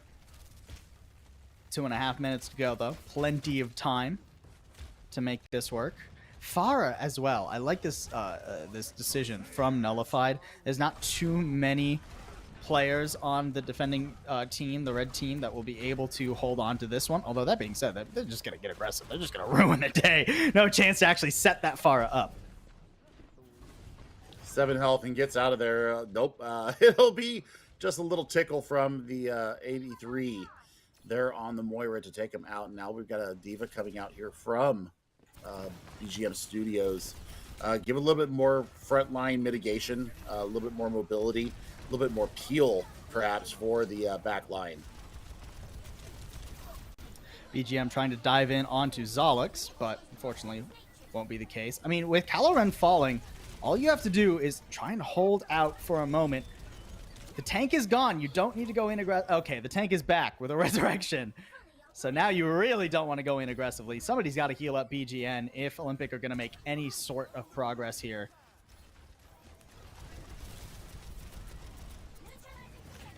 I mean, I guess their entry right now needs to be this the barrage from Nullify. I mean, take down the shield of Caloran and then blast them from on high. But I mean, there's just too much frontline pressure coming in.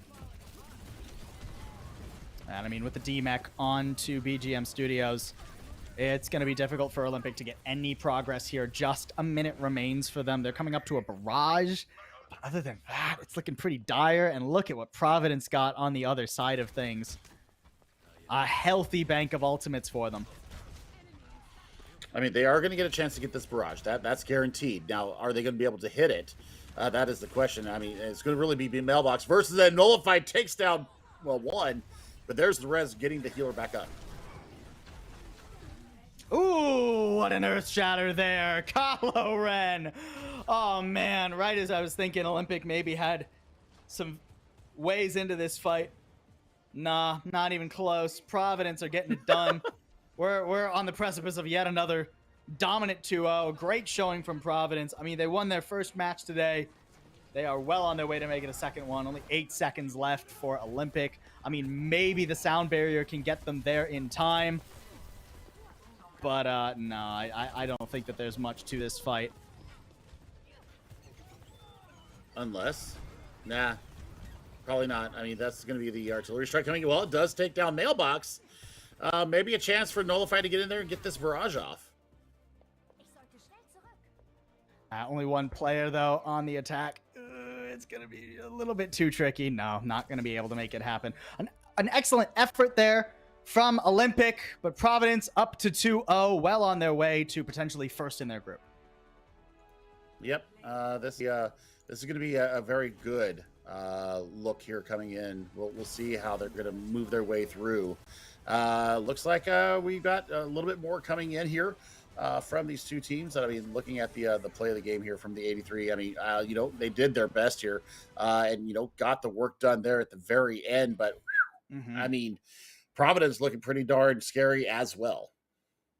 Yeah, and I mean, let's just take a moment. We've been going like a Mach 10 through all of these different games, jumping from game to game to game to game to game. Let's just take a moment, take a breath, and kind of coagulate. That's kind of a gross term for it, but I guess it works. All of the gameplay that we've seen today, because it's been quite a diverse array of not only compositions but styles, Billy. Sure. I mean, we've seen Brawl, we've seen Dive at one point coming out of Misty there on Coliseo. So I mean, we've got the full gamut here, and I think that this really shows the whole universe that Overwatch is, especially here for these high school students. You know, they play what they know, and they play together as a 5, and you can tell the teams that play together a lot, whether it be in ranked, whether it be in organized scrims and stuff like that. You know, and you know, the fact that that VESL went out there and got these teams coaches really is starting to show off big time. You can see the composition starting to come together. You can see the cohesion of these teams. I mean, this is such a great initiative that VESL has put through in coordination with UNC Greenboro. I mean, this has been a fantastic tournament so far. And I'm excited to see, like, as VESL sort of evolves, more teams get on the same caliber as like our West Craven sorts of teams. Those teams that are just all on the same page, all making the same play at the same time. Meanwhile, though, we got another game for you folks. A&T STEM early versus West Guilford. You were right, it is Guilford. Okay. That was a guess, by the way. An educated one from your time in North Carolina. Meanwhile, I'm on the complete other side of the country, so yeah, I don't know things. I see a name that's just Darth Jar Jar, and that makes me it makes me smile. That's a good pull. Good reference there. Also, Tuba Cat. Darth. These are great. Okay, Tuba Cat. No, well, that just okay. I was a low brass player in high school, so I appreciate the tuba shout. Oh, you're gonna go in the trap? No, you didn't. You destroyed it with your spin. Okay, good. Nah, that's fine. That's fine. I mean, I think even if that's a name. Even if Diva is hot. yeah, Diva is hot 420. We got some game. Oh, Little Gamer on the other team, by the way. Man. We're being He's trolled. got It's not even on purpose. these kids are funny. I like it. It's great. 5 ults as well for A&T STEM. That's, I mean, a remake coming in pretty early. How does Tuba Cat get caught by that with the photon barrier right there? You'd imagine that would have saved Tuba Cat from the self-destruct, but no. And now with the Coalescence, A&T STEM. Transcendence overlaid on top of the Coalescence I don't love, but the Coalescence is just being used for damage anyway, so why not? Hose them down. I mean, they got it done. Now they're rounding this last corner here. They do blow their entire war chest, and they're going up against a window and a Valkyrie. I mean, Valkyrie, you get the team damage boost going on with that. This window's going to be everything.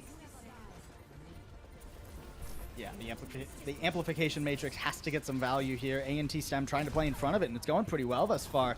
I mean, Vexaryu does get demech'd, and a res onto Diva makes this possible. Dr. Savage falling, and only 40 seconds left. Darth Jar Jar trying to put some damage in, but with the respawn so close, it's not going to happen, I don't think. It might be close.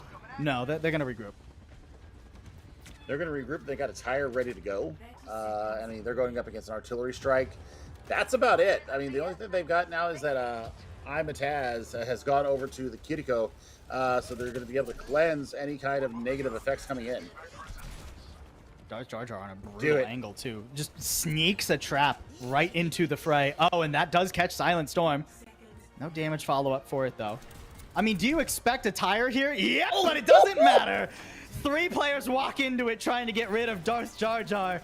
And that surely has to spell the end of this defense. Yeah, A&T STEM. They'll lose all their time in their bank, but they managed to cap fully on Midtown. Yeah, and I mean, they want to go to 2-0 here in their group, so we'll see if that's going to come to fruition here. But A&T STEM early really did put up a formidable defense there. So I mean, they've got some work to do here.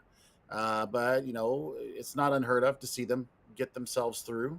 Looks like we got the payload kind of weird movement there. I'm not sure what's going on here. There's a glitch in the matrix. But he's adjusting his parking job.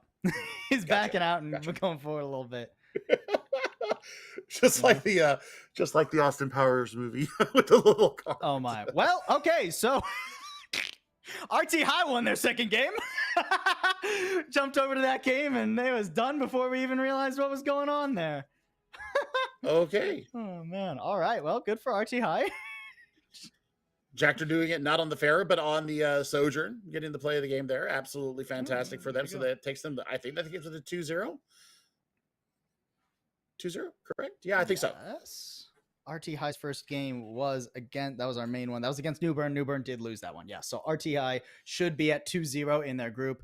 That is going to guarantee them getting into their, at least into the bracket stage. What that looks like in terms of first, second, third seed is still to be determined for them, but not bad. I mean, getting in there, I mean, look, if I remember correctly, let me double check this. I'm pretty sure. Yeah. RT High are in group I, which is the group that goes against group J. So you want to dodge West Craven as long as physically possible. If you can get first seed coming out of that group, you're feeling much better.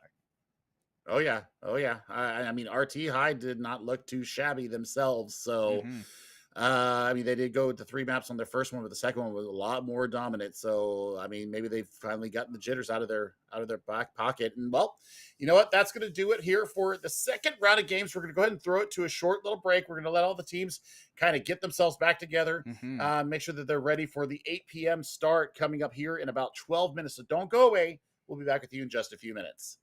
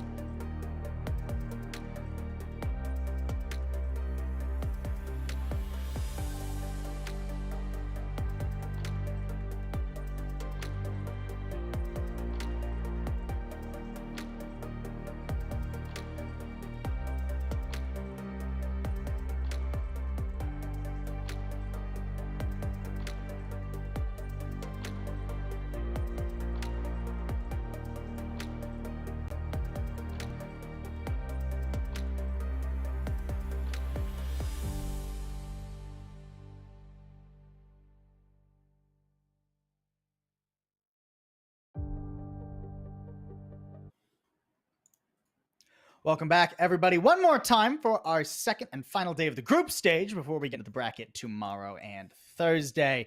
We got one more hour of games for you. I can't say one more game because we're going to be jumping between a bunch of them, but one more primary game at least that we'll check in with routinely.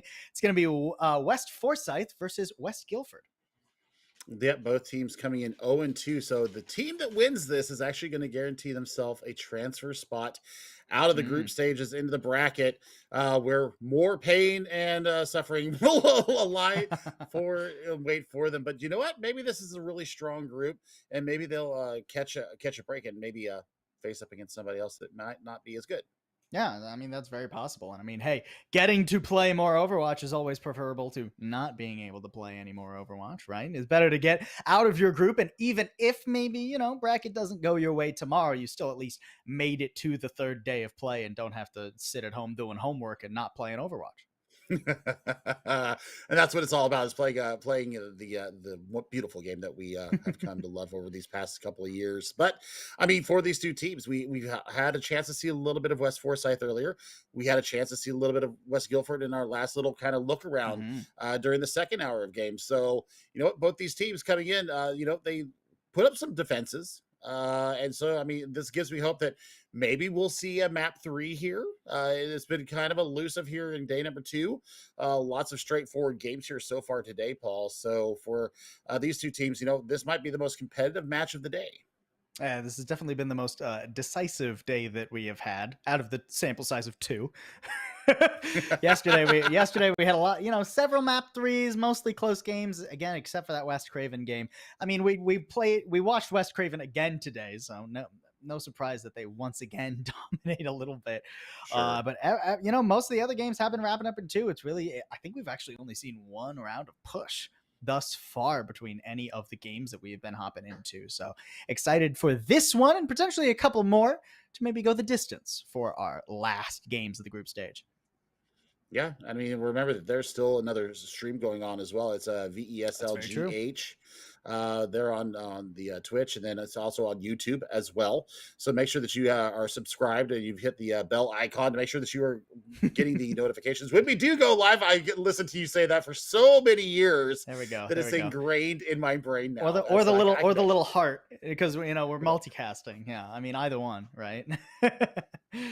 I'm excited to see where we're going into. I'm excited to see what map we start off on as well. We've had a lot of Lijiang Tower.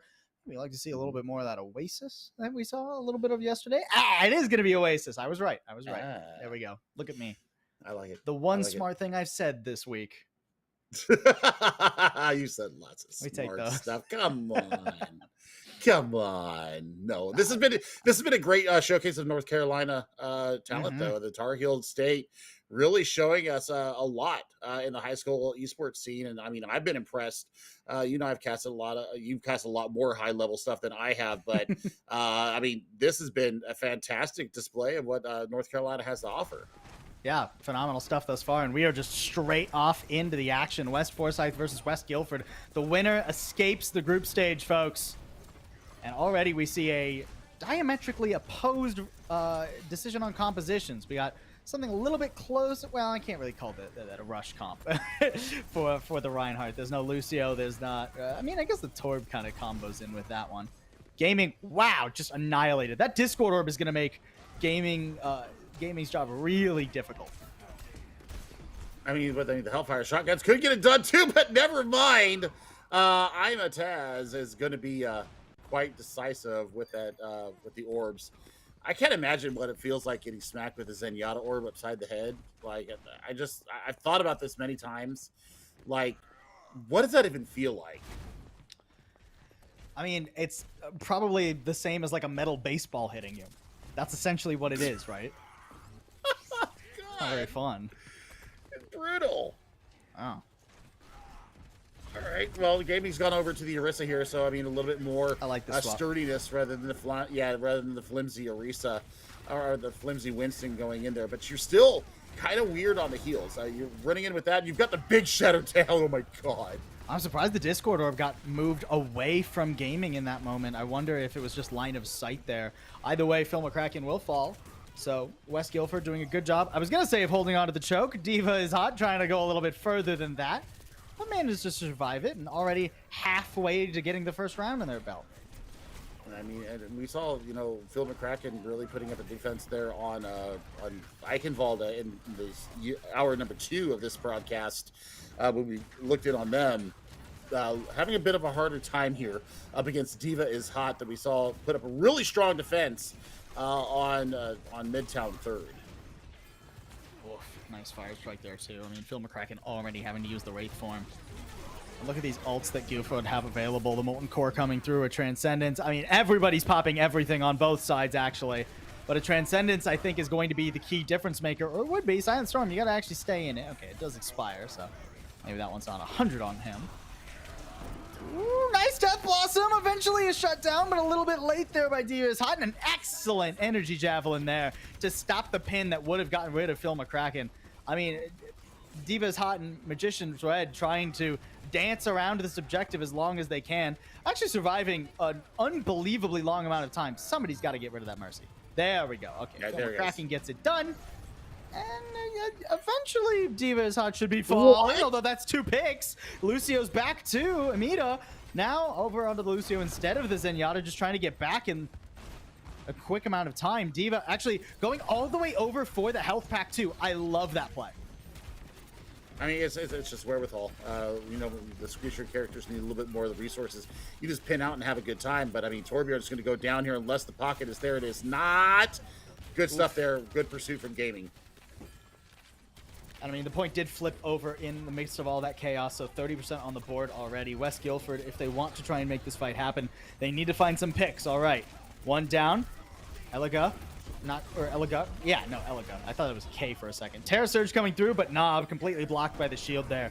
And an Earth Shatter. Doesn't quite stop the res, but lays 2 on the ground, and that will be enough. At the end of the day, nice little pin too. Once they finish off the Orisa, this round will be going to West Guilford. Yep, I mean, pretty dominant there. I mean, I think it's just compositional and healing differences as well. We just see too much coming out from West Guilford here. And it's the Lucio. It's the speed difference that really gets this Reinhardt around and is allowing him to really get a lot of the work done.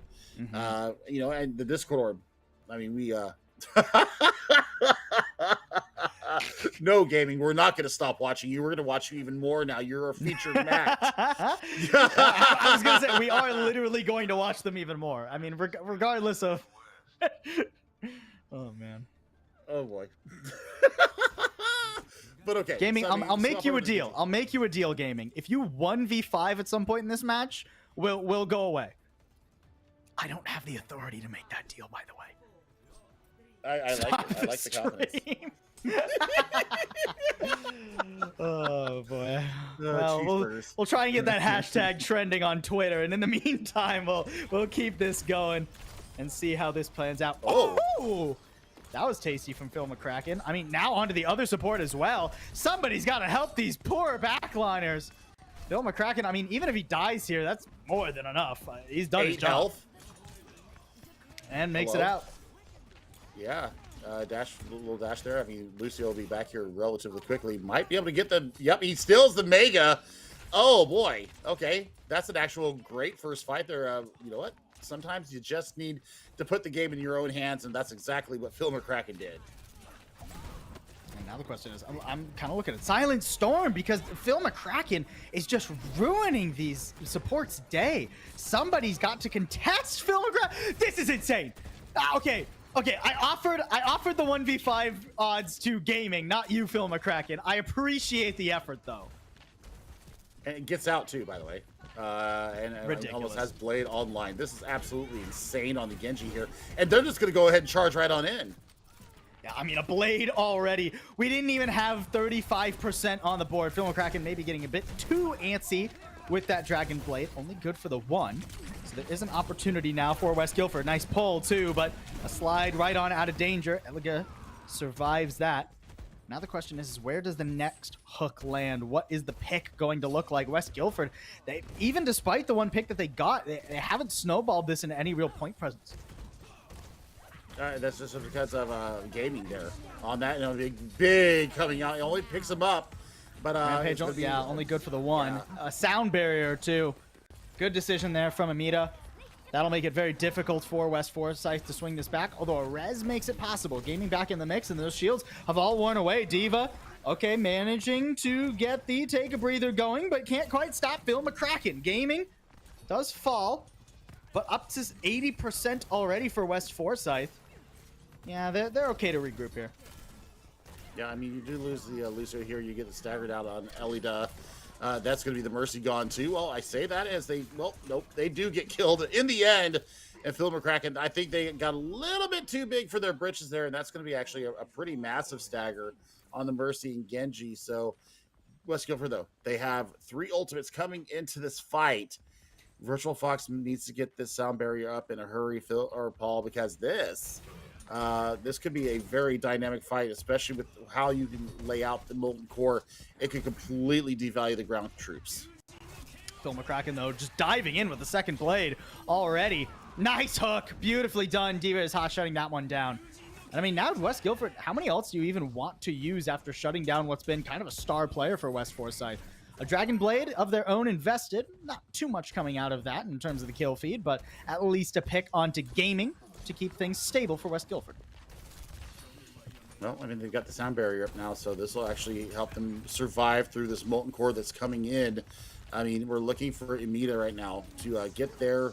Yep, they need to get theirs up in a hurry. West Foresight charging in, but I mean, they get to the objective with that sound barrier, but they don't get picks. They don't get any tangible advantages.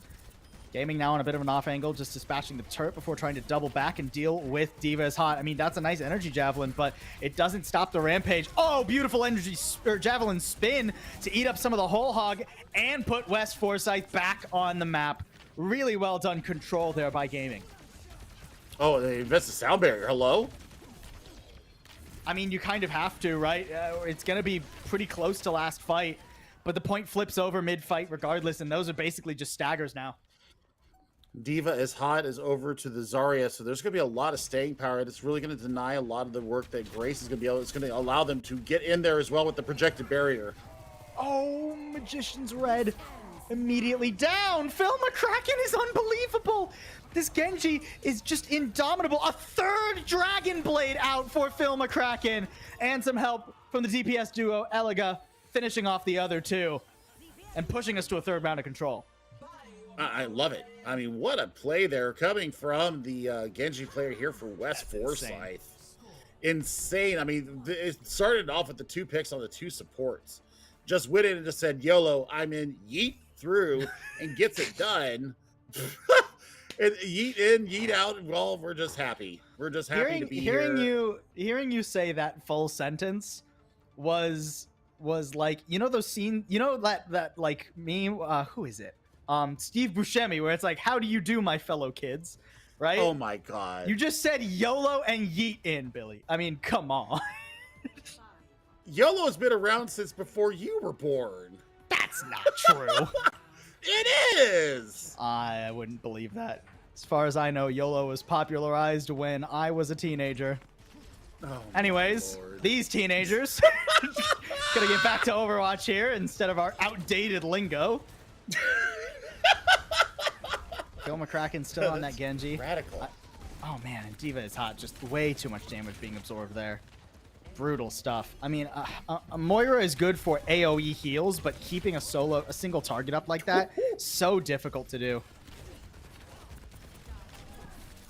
I mean, Phil is just getting it done. Look at the deflector once again. I mean, bye-bye, Lucio. Maybe. Eventually. Fire? No, not there. Man, I just had like an absolute Overwatch 1 brain rot moment. I was like, where's the halt? Where's the pull? Bring it back. I was like, what? Right, that hasn't been in for well over a year now. I mean, that's when my dear Arissa was at her height. I miss the halt. All right, I missed the shield. Reinhardt coming back in here for D.Va is hot. That shield's already looking mighty fragile though. And Phil McCracken again at 30% on the board. Dragon Blade is unleashed already. I mean, helped with one. A second. I mean, it's tough to tear through that Torbjorn, especially with the overdrive, but eventually gets it done. Rez coming in too for Phil McCracken. I mean, they know who's putting the work in. Sound barrier out from West Guilford. There's going to be an answer coming from Virtual Fox here in a second. What a spin! Nice. And Spear coming through. That's going to get him up to their sound barrier. Gaming's Orisa has been really impressive thus far. I mean, Diva's Hot just continually trying to pin in, charge forward. But actually, I mean, even with this Earth Shatter, only one laid down. The Lucio eventually taken out, but it's hardly worth the trades the other way. Phil McCracken dominating the backline. That's 3 already for Phil McCracken. Ridiculous stuff. I mean, that's insane to get to that Mega, but I mean, you're going to pretty much be dead, just getting eaten up alive by the Genji, and now you're looking at an Overclock versus the Tac Visor going into this next fight. It's going to be a tough fight for Western Guilford, too. Oh, and even more now that they've lost 2. I mean, this should just be the map done and dusted. Tubacat picked up by Phil McCracken, hardly even struggling there. 95%. Diva is Hot is probably going to get the touch, but more than that would be miraculous. Okay, I mean, a pick coming through. Overtime triggered, but no, there's no way you turn this around. West Foresight, they struggled at first on Oasis, but once Phil McCracken got on this Genji, it was just a different game. I mean, they're just built different. That's it. Just built different. And I mean, that was a fantastic display there from West Foresight, getting the mini reverse sweep here in Oasis. And I mean, if it's not Phil McCracken, it's a, yeah, there we go. Phil McCracken getting the play of the game, absolutely deserved. Yeah. No surprise. I mean, this was fantastic. Not even with the blade. This is just a pure mechanics from Phil McCracken there. Even okay. That one was that one was maybe a little, you know, I can't really even say it was luck, you know. It was still no. pretty solid shot there. Really, I mean, what a turnaround there for West Forsyth. They're both West. I can't get confused like this, Billy. Right. Looks like we're waiting up for the opponent that's going to be facing Reedsville. Yes, West Forsyth. Yeah. Oh yeah, so, for sure. Yeah. So I mean, seriously, like that was a very competitive first round there. Here in round number 3. Reminder: whoever wins this match gets themselves into the brackets tomorrow. So mighty big stakes on the line here for these 2 high schools. And West Forsyth getting themselves just a nose ahead. They put themselves on match point and just 1 map to go to get them in the brackets. Yeah, great stuff from West Forsyth. And that's the sort of momentum shift you need. Those are the sorts of rounds, especially when one player just absolutely pops off like that.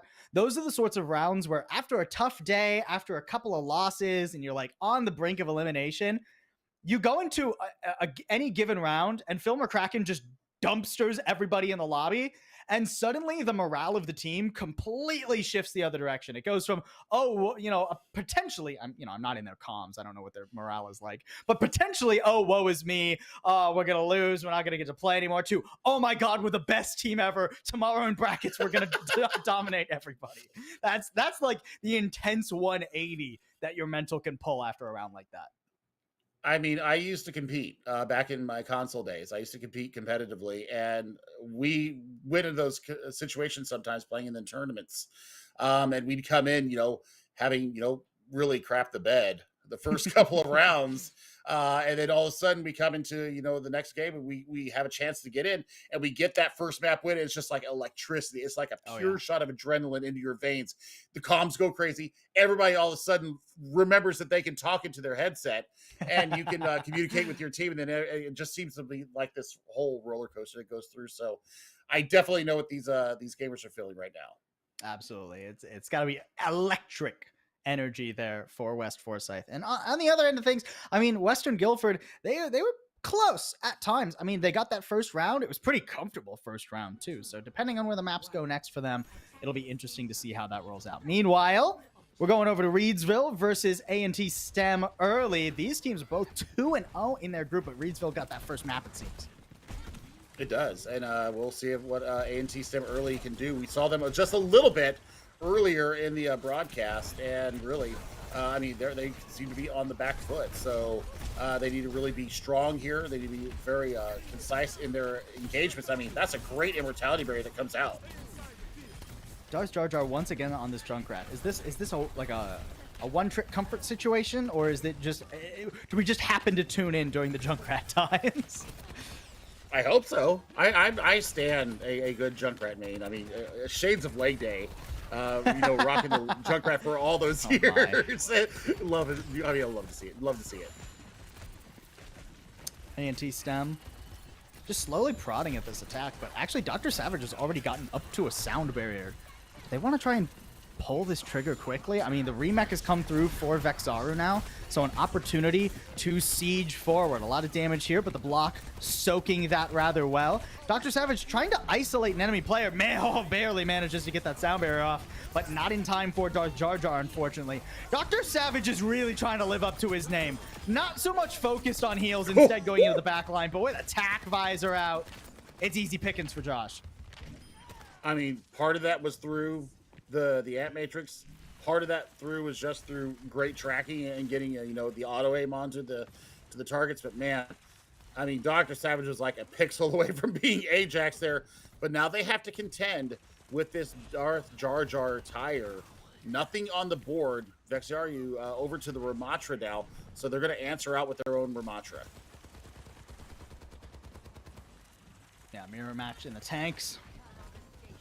I think this is a good call. I think it's certainly more reliable than the Diva, especially on this first point. Oh, that's so much damage already. Darth Jar Jar hurting quite a bit, and a Valkyrie for Reedsville. Yeah, I mean, that multiple blue beam stack, especially with an Annihilation coming out. Yeah, Annihilation's the right word for that, I think. I mean, they got annihilated, so I mean, exactly what they needed to do there. That's what I'm saying. Yeah, I mean, I couldn't have said it better myself. They still have to contend with a tire here, and I mean, Consolo, might theoretically be able to build up to another Ant Matrix. That would spell absolute disaster for ANT STEM. I do find that Soldier 76, especially in tournaments like this, can be a pretty solid answer to this Junkrat tire, depending on the angle of engagement for the tire, right? If it tries to go from a little bit further away, then the Soldier has some time to beam the tire down, or you just walk into the Nemesis form and Kanji just destroys you. That also works. That also works for Reedsville. We're down under a minute. This is looking like a full hold. I mean, Kanji, what do you do? What you do? I mean, what you do is you go in there with Nemesis form and beat the crap out of everybody. And now you've got a window that you're running into here from AT STEM. However, you got the visor and still this tire. I think they're trying to build up for a 5-stack of ultimates. I mean, the tire has to be used. There it is, finally coming through. Oh, in the Nemesis form. You ever see someone punch a tire to death? It's certainly been a while for me. Transcendence, yeah, having to be used there. Dr. Savage was taking too much damage. All the ults coming out. ANT trying to overwhelm Reedsville, and it seems to work. I mean, heck, it costs 5 ults, but a win's a win. A win is a win. And the payload will get moving. It saves them there. However, this recontest, when it comes through, if they decide to touch, it looks like the Soldier's going to try and rotate. Nah, he's going to go ahead and stop here. But I mean, this archway hold here for Reedsville, I mean, they've got Annihilation, they've got the window and attack visor. Plus, they can set car wash up. I mean, this is going to be brutal for ANT STEM. What I want to see is Jar Jar or Vacant go on this flank and get some of that damage through. Did you see Vexaru there? Just like walked out and tried to get rid of the turrets, not respecting the fact that the entirety of Reedsville was there. That was bold. That was bold to try and deal with the Symmetra turrets that way, and it will rightfully be punished. Oh boy. I mean, that was just brutal in the most wonderful way. You get the Annihilation up. That was just one. I guess they put the Valkyrie into it too. So 2 ultimates into that fight to hold the archway. Actually, now they could actually push up and start to take position here and see if they can work it out. Now, let's see. Vexaru coming back onto the Battle Cattle. So that's a big pick there, but it should be rezzed up. Nice. Vacant getting a couple before falling. I mean, 1 will get rezzed, but still only 4 now hanging onto this choke for Reedsville. Those turrets finally dispatched of. It seems like Reedsville, okay, need to keep Shiny Dumbboy alive. Managed to do so, and I mean, Kanji is just destroying with this Ramatra right now. I mean, we've seen some really dominant Doomfist play. This is actually some expert level Ramatra play. I mean, just knowing when they can go in, really shifting between the normal staff and using the Nemesis form. And I mean, just the pressure. Look at this. Annihilation straight into the back line. That forces the Transcendence. But I mean, Kanji can actually tank a lot of this damage with the block up and keep the Annihilation going. It lasts longer than the Transcendence as long as they're sticking by him. I mean, this is insane. Absolutely masterful class there coming from Kanji. And Josh picks up 2 on the end of it. And also coming out of spawn fake it. Oh. Didn't keep his head down. That's going to be the visor coming up. Less than 30 seconds. I mean, the Terra Surge Riptire combo actually could be absolutely massive. Will we see Kanji get another fist on the tire? I mean, that's the trick, right? Is that, sure, you want to use this tire, but will the Nemesis form just punch it out of the air again? No, but it doesn't actually get close enough to get an elimination. That Nemesis form is ever so tanky. Josh ready with attack visor too. I mean, Vacant's gonna try and use his own attack visor now. Push the issue. Josh does fall. Immortality field used. A res trying to come through, as that immortality field actually gives some space for that res to work even mid-fight. Kanji again just surviving so long, and console doing such a good job. I mean, Reedsville, it's unbelievable that they're hanging on despite all of the ults used by A&T STEM. And I think that they're going to be able to pull this hold off right here, right now. Yes, sirree. All right, so I mean, 44.66 meters is the benchmark that that Reedsville needs to surpass to take this match 2-0, take themselves to 3-0, and get that bye in the first round of the next of the brackets. STEM or A&T STEM really do need to bring the heat here. I think that bringing a Bastion here would be also important.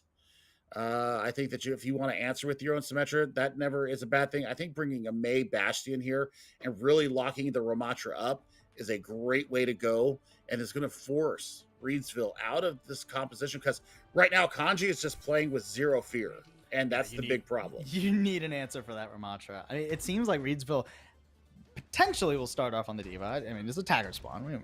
We don't have to believe it just yet. I don't hate the Zarya. I think Zarya is actually pretty acceptable here. You can farm a lot of charge. There's a lot of ways where if Kanji does go over to the Ramatra and tries to just run past Vexiaru, then there's a world in which projected barriers can assist their teammates in surviving that Nemesis form. And you can get quite a bit of damage down with the Zarya as well. Sure. I think that, the projected barrier is going to be very important here for Vex. Dr. Savage is back onto the Zenyatta here. I just think that we're gonna be lacking for a lot of finishing power here, especially with the Ramatra of Kanji, with Josh now going over to the Sojourn. That's going to be a lot of damage that's being used with that disruption field.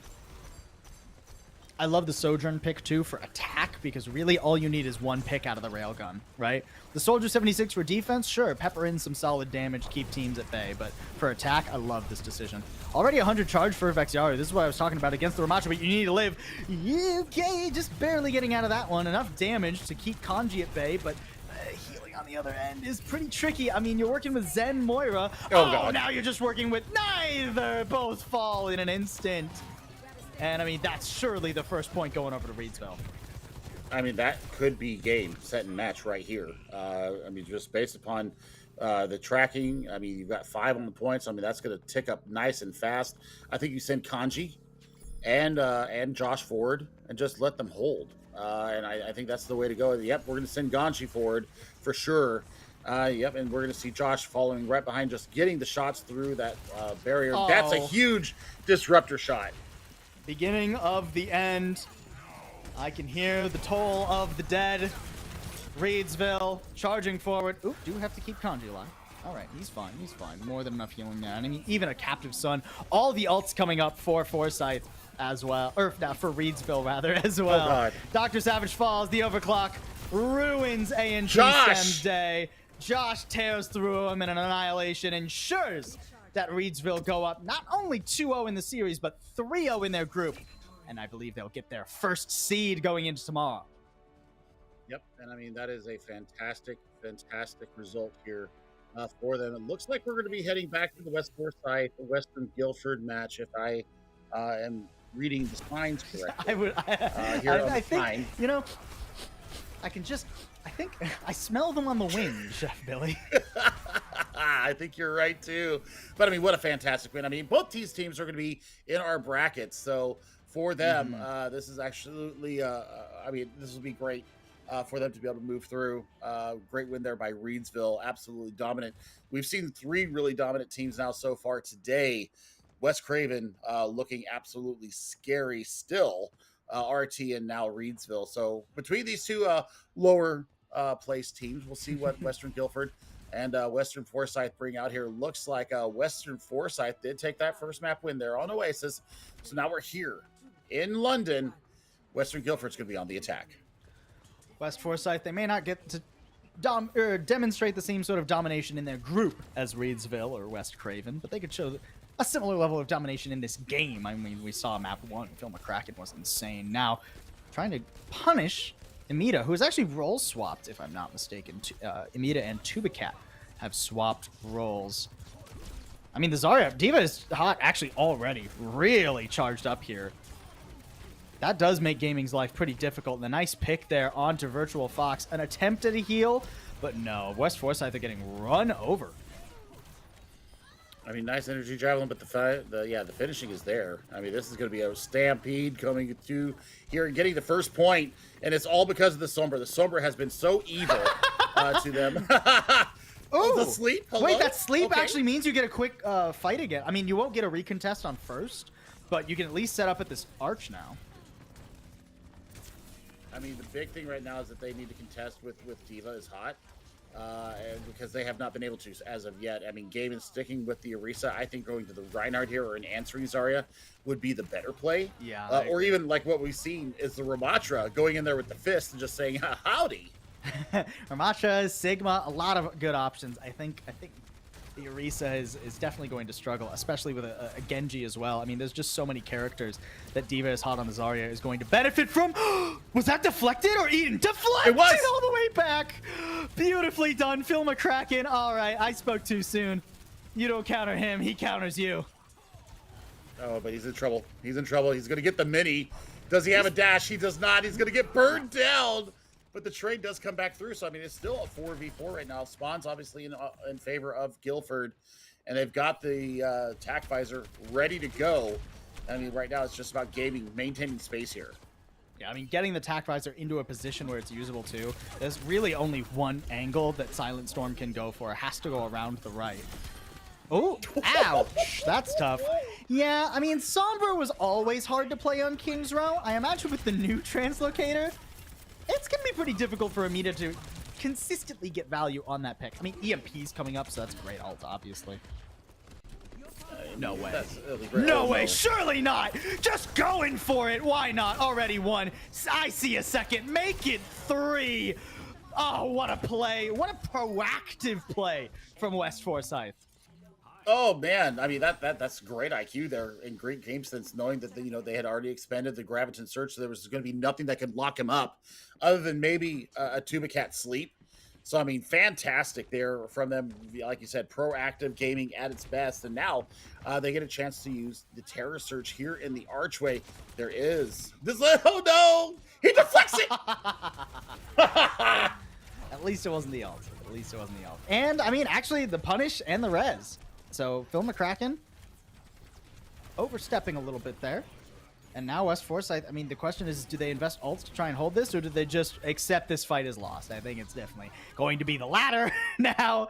And yeah, West Guilford, still 3 minutes on their clock. That's not a bad time bank. They got A pretty quick. Yeah, I mean, this is okay for both teams, honestly. I mean, it's not, the optimal time bank here for Western Guilford, but it's also not, the worst time bank here coming against West Forsyth. They get at least 3 fights here, especially if Eliga gets something done with this overclock. I mean, give yourself the mercy pocket, go in there, watch for the projected bubble to come out, and just go ham. West Forsyth, another chance to step up now.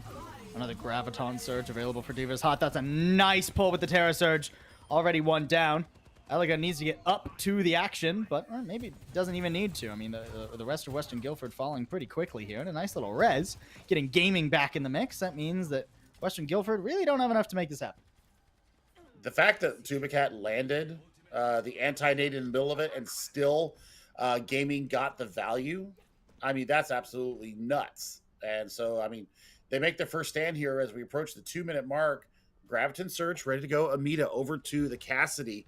So now maybe we're looking at maybe a double flank here from maybe the Cassidy going on his own, or maybe the Soldier going on his own, maybe the Cassidy having that Mercy pocket to damage boost.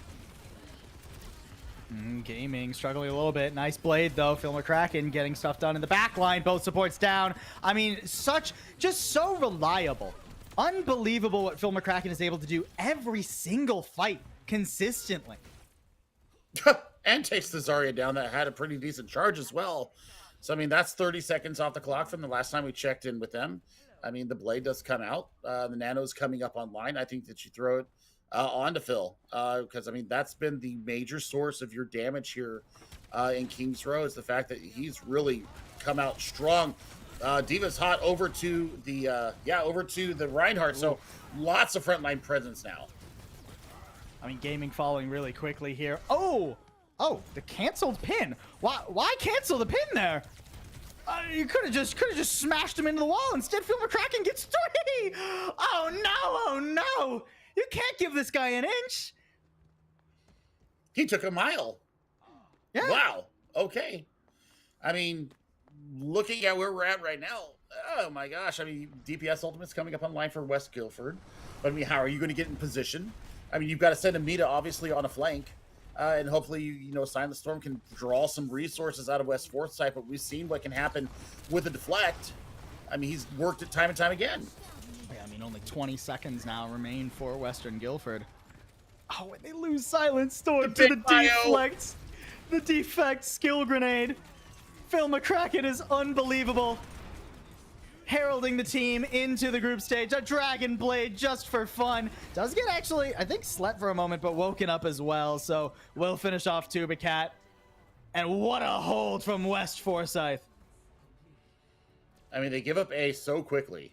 But the fact that Phil McCracken, or I'm sorry, that both the supports from West Forsyth heal each other around the bookstore. You saw the nade come out, the bio nade, kind of get that damage reduction, and the Mercy Pocket getting him around the corner actually saves them through it as we swap over to another game. Well, we swap to the end. NC Virtual A actually takes the win here on Oasis over NC Cyber A. So, wow. A couple of virtual schools just coming through there. Know. Yeah, we just wanted to let you guys know about that one, you know? Yeah. All right. Western Guilford, they've got their work cut out for them here. I mean, truly, no stranger things have happened. But I mean, if Phil McCracken keeps performing on this Genji that we've seen so far, they've role swapped again. Dunsky. Amita's third role of the match now. Onto the Winston for this defense. I mean, I like the Winston, right? I think Winston makes Phil McCracken's job a little bit difficult, right? Diva is hot picking up the Sombra instead now.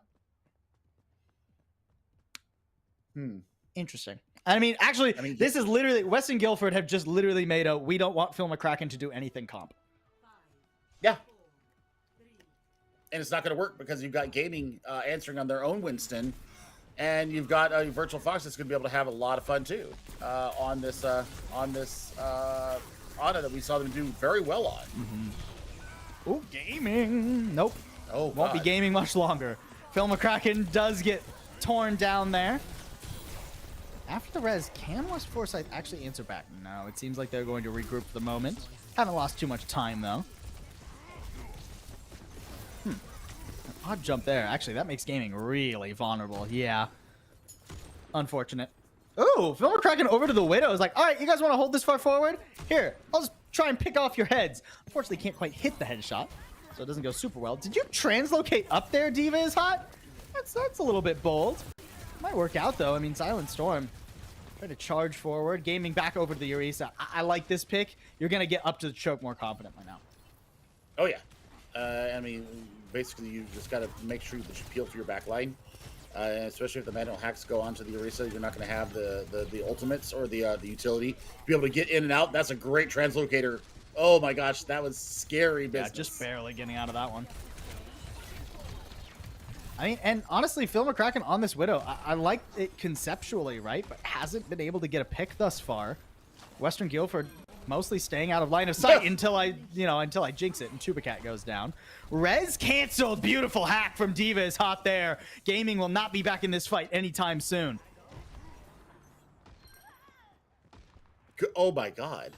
There's a second pick finally coming through. Amina, wow, we are just really going forward here, Western Guilford. They might actually, if these two can live, there's a recontest available, or they can just take this fight now, which would be a little tricky. The Widow dealing so much damage, and the support's either taken out of the fight one way or another. A desperate contest from Diva is hot, but the EMP not able to go off, so I don't think Western Guilford are going to be able to stop this first point cap. Yeah, the wall says, yeah, we're not going to go ahead and contest this, so I mean, we'll take our chances at. Well, I say that. They have the Primal. They've got Transcendence. They've got Blizzard as well. Actually, yeah, 5 ults online here for Western Guilford, so they are 100% trying to go for this. Headshot, though, would pierce through the Transcendence if you can hit the head. Nice Terra Surge. That brings a couple in. Western Guilford ever so low, but you need to finish these off. Gaming good for a couple. Both supports down now for Western Guilford. And that means it is very likely Foresight. Yeah, no, they've already got this payload moving. And now it's just a question of how quickly are Guilford going to be able to regroup. I mean, if the Winston goes down here, it's done. That's done because there's no wall now. Phil McCracken on the Hanzo, by the way. Another hero, another Shimada coming out there for them. Oh yeah. You have EMP and the Coalescence coming into this fight. You've got the Overclock ready to go for Eliga. So, I mean, do they get a touch? Question mark? Yeah, they're certainly going to be able to touch here. They really just need this EMP and the Winston to line up. They need to all be on the same target right now. EMP's a good ult if you can coordinate the damage afterwards, but a railgun from Eliga, and Amita's nowhere to be seen at the forefront of that fight. Now Phil McCracken on the flank. Oh, and the Storm Arrows. That's going to ruin Tubacat's day. Another beautiful res from Get Good Heals, and I think we are just about at the end of this series. Or as I say that, Phil McCracken's struggling a little bit, but with Amita gone, there's no one to contest the cart reliably. And slowly but surely, West Foresight will get themselves not only a series win, their first of the group stage, but also a 3rd place in their group, and they'll make it all the way into playoffs. Congratulations, Western Foresight. You get to play at least one more day of Overwatch. I mean, Phil McCracken getting the job done again, but actually gaming in the front. Really leading the charge there. The swap over to the Orisa completely opens up the battlefield for them. They are allowed to take space. I mean, Phil gets another one. I mean, why not? I mean, well deserved. Fantastic. That was the grab deflect too. I mean, you really earned that one. Just mechanically sound. I mean, just a mechanical genius. Fantastic work out of Phil and company. Congratulations to West Foresight. Unfortunately, that does mean that we have to say goodbye to Western Guilford. But we didn't get to see Group H that much, right? Like we saw a little bit of STEM EC and a little bit of Reedsville. Reedsville did look really good, admittedly, when we saw them. But like for West Foresight to be the 3rd place team in that group with a player like Phil McCracken, with how good gaming was, with the reliable reses from Get Good Heals, like, man, I wouldn't want to be in Group G, which is the group that's going to have to play Reedsville, STEM EC, and West Forsyth in the bracket stage. Unbelievable stuff. That is a powerhouse of a group, it seems. It is. I mean, in Group G, let's see who is in Group G. It's North Mecklenburg A, Mallard Creek B, Myers Park A, and Barry A. And I mean, we've got a couple of we got 1-3-0 team yesterday. Team. Yeah. So I mean, North Mecklenburg does get through in the 3rd spot there. Myers Park finishes 2nd, and Mallard Creek B, who we did not see, actually finishes up 1st. So we've got a ton of results here. I mean, we could go through all of them if you really wanted to, but I mean, that's a lot of groups. There's like several dozen teams that we would have to recount here. Yeah, I'm not sure. I mean, maybe we have one updated group graphic producer. I don't know if we have an updated graphic right now. There's so many. I don't know what groups we may or may not have. But either way, I'm super excited for the bracket stage tomorrow and Thursday. It's going to be so much fun. It's going to be so much fun. I mean, they're all trying to qualify for the regional in January at LAN. Oh my word! And then from there, it's on to state in February. $17,000 on the line for these students. And man, I mean, this is just the beginning stages of it. We still got 2 more days of this, Paul. But tomorrow, this is when the rubber hits the road. Yeah, and I don't think we're done for tonight. I mean, for Overwatch, we might well be, but I believe we might have one more bit of housekeeping to do before we call it. I think we're going to go through and announce all the different winners of the group. So let me pull up our stage. So for Group A, we've got Panther Creek A, who are going to take that one. Group B, it's North Henderson A. Then we move on to, where is Group C? Oh, it's on the other side of the page. I just had to scroll over a bit. Group C, it's Ardrey Kelly A, and then Group D, Ardrey Kelly B. So, or Ardrey Kell, sorry, Ardrey Kell B. A and B both winning C and D, the groups. Impressive stuff from that school, certainly. Then we take a look at Group E, which is going to be Central Caribus. Group F with Hopewell A. Group G, we just went over. That would be Mallard Creek. Excited to see how they end up playing, considering we saw North Mac and Myers Park yesterday, and they both look pretty good. So for Mallard Creek to be the one to take that group, it's very interesting. Reedsville, of course, as we already covered a bit there. Newbern A and B will take groups I and J. Actually, wait. Nope, sorry, it's West Craven who takes Group J. So, but it is Newbern A who takes their group in I. So those are the 2 out of those teams. I'm very excited for that matchup in the brackets. I versus J is going to be very electric. Then we move on to Group K with a Sun Valley C. There it is. And Group L, I think, is going to be Pine Forest A.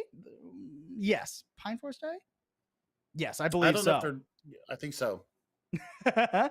Providence will win Group N, and I believe Noble A will be taking Group M. So very interesting stuff. I believe that's all of our groups. Congratulations to that array of teams and all of the other teams that will be joining them in the brackets tomorrow. But if I just said a team name that was your team or whoever you're following's team, that means they get a bye. They will not have to play in the first round of bracket. They will instead move on to the second and only have to win 2 matches in order to get out of the bracket stage and on to the regionals. Well, we got a very full day ahead of us tomorrow. And, yeah, well, I mean, it's going to be exciting. It's going to be exciting. We're going to get to see all these teams that we've kind of had our eye on. We've, kind of gotten to know a little bit about their character and their identity. But tomorrow, the real story begins. The brackets begin tomorrow, 6 p.m. Eastern. The stream will start about 5 minutes before the hour. So everybody, for myself and Paul, have a good night. Get your rest. Do your homework. Take care of each other and be better humans.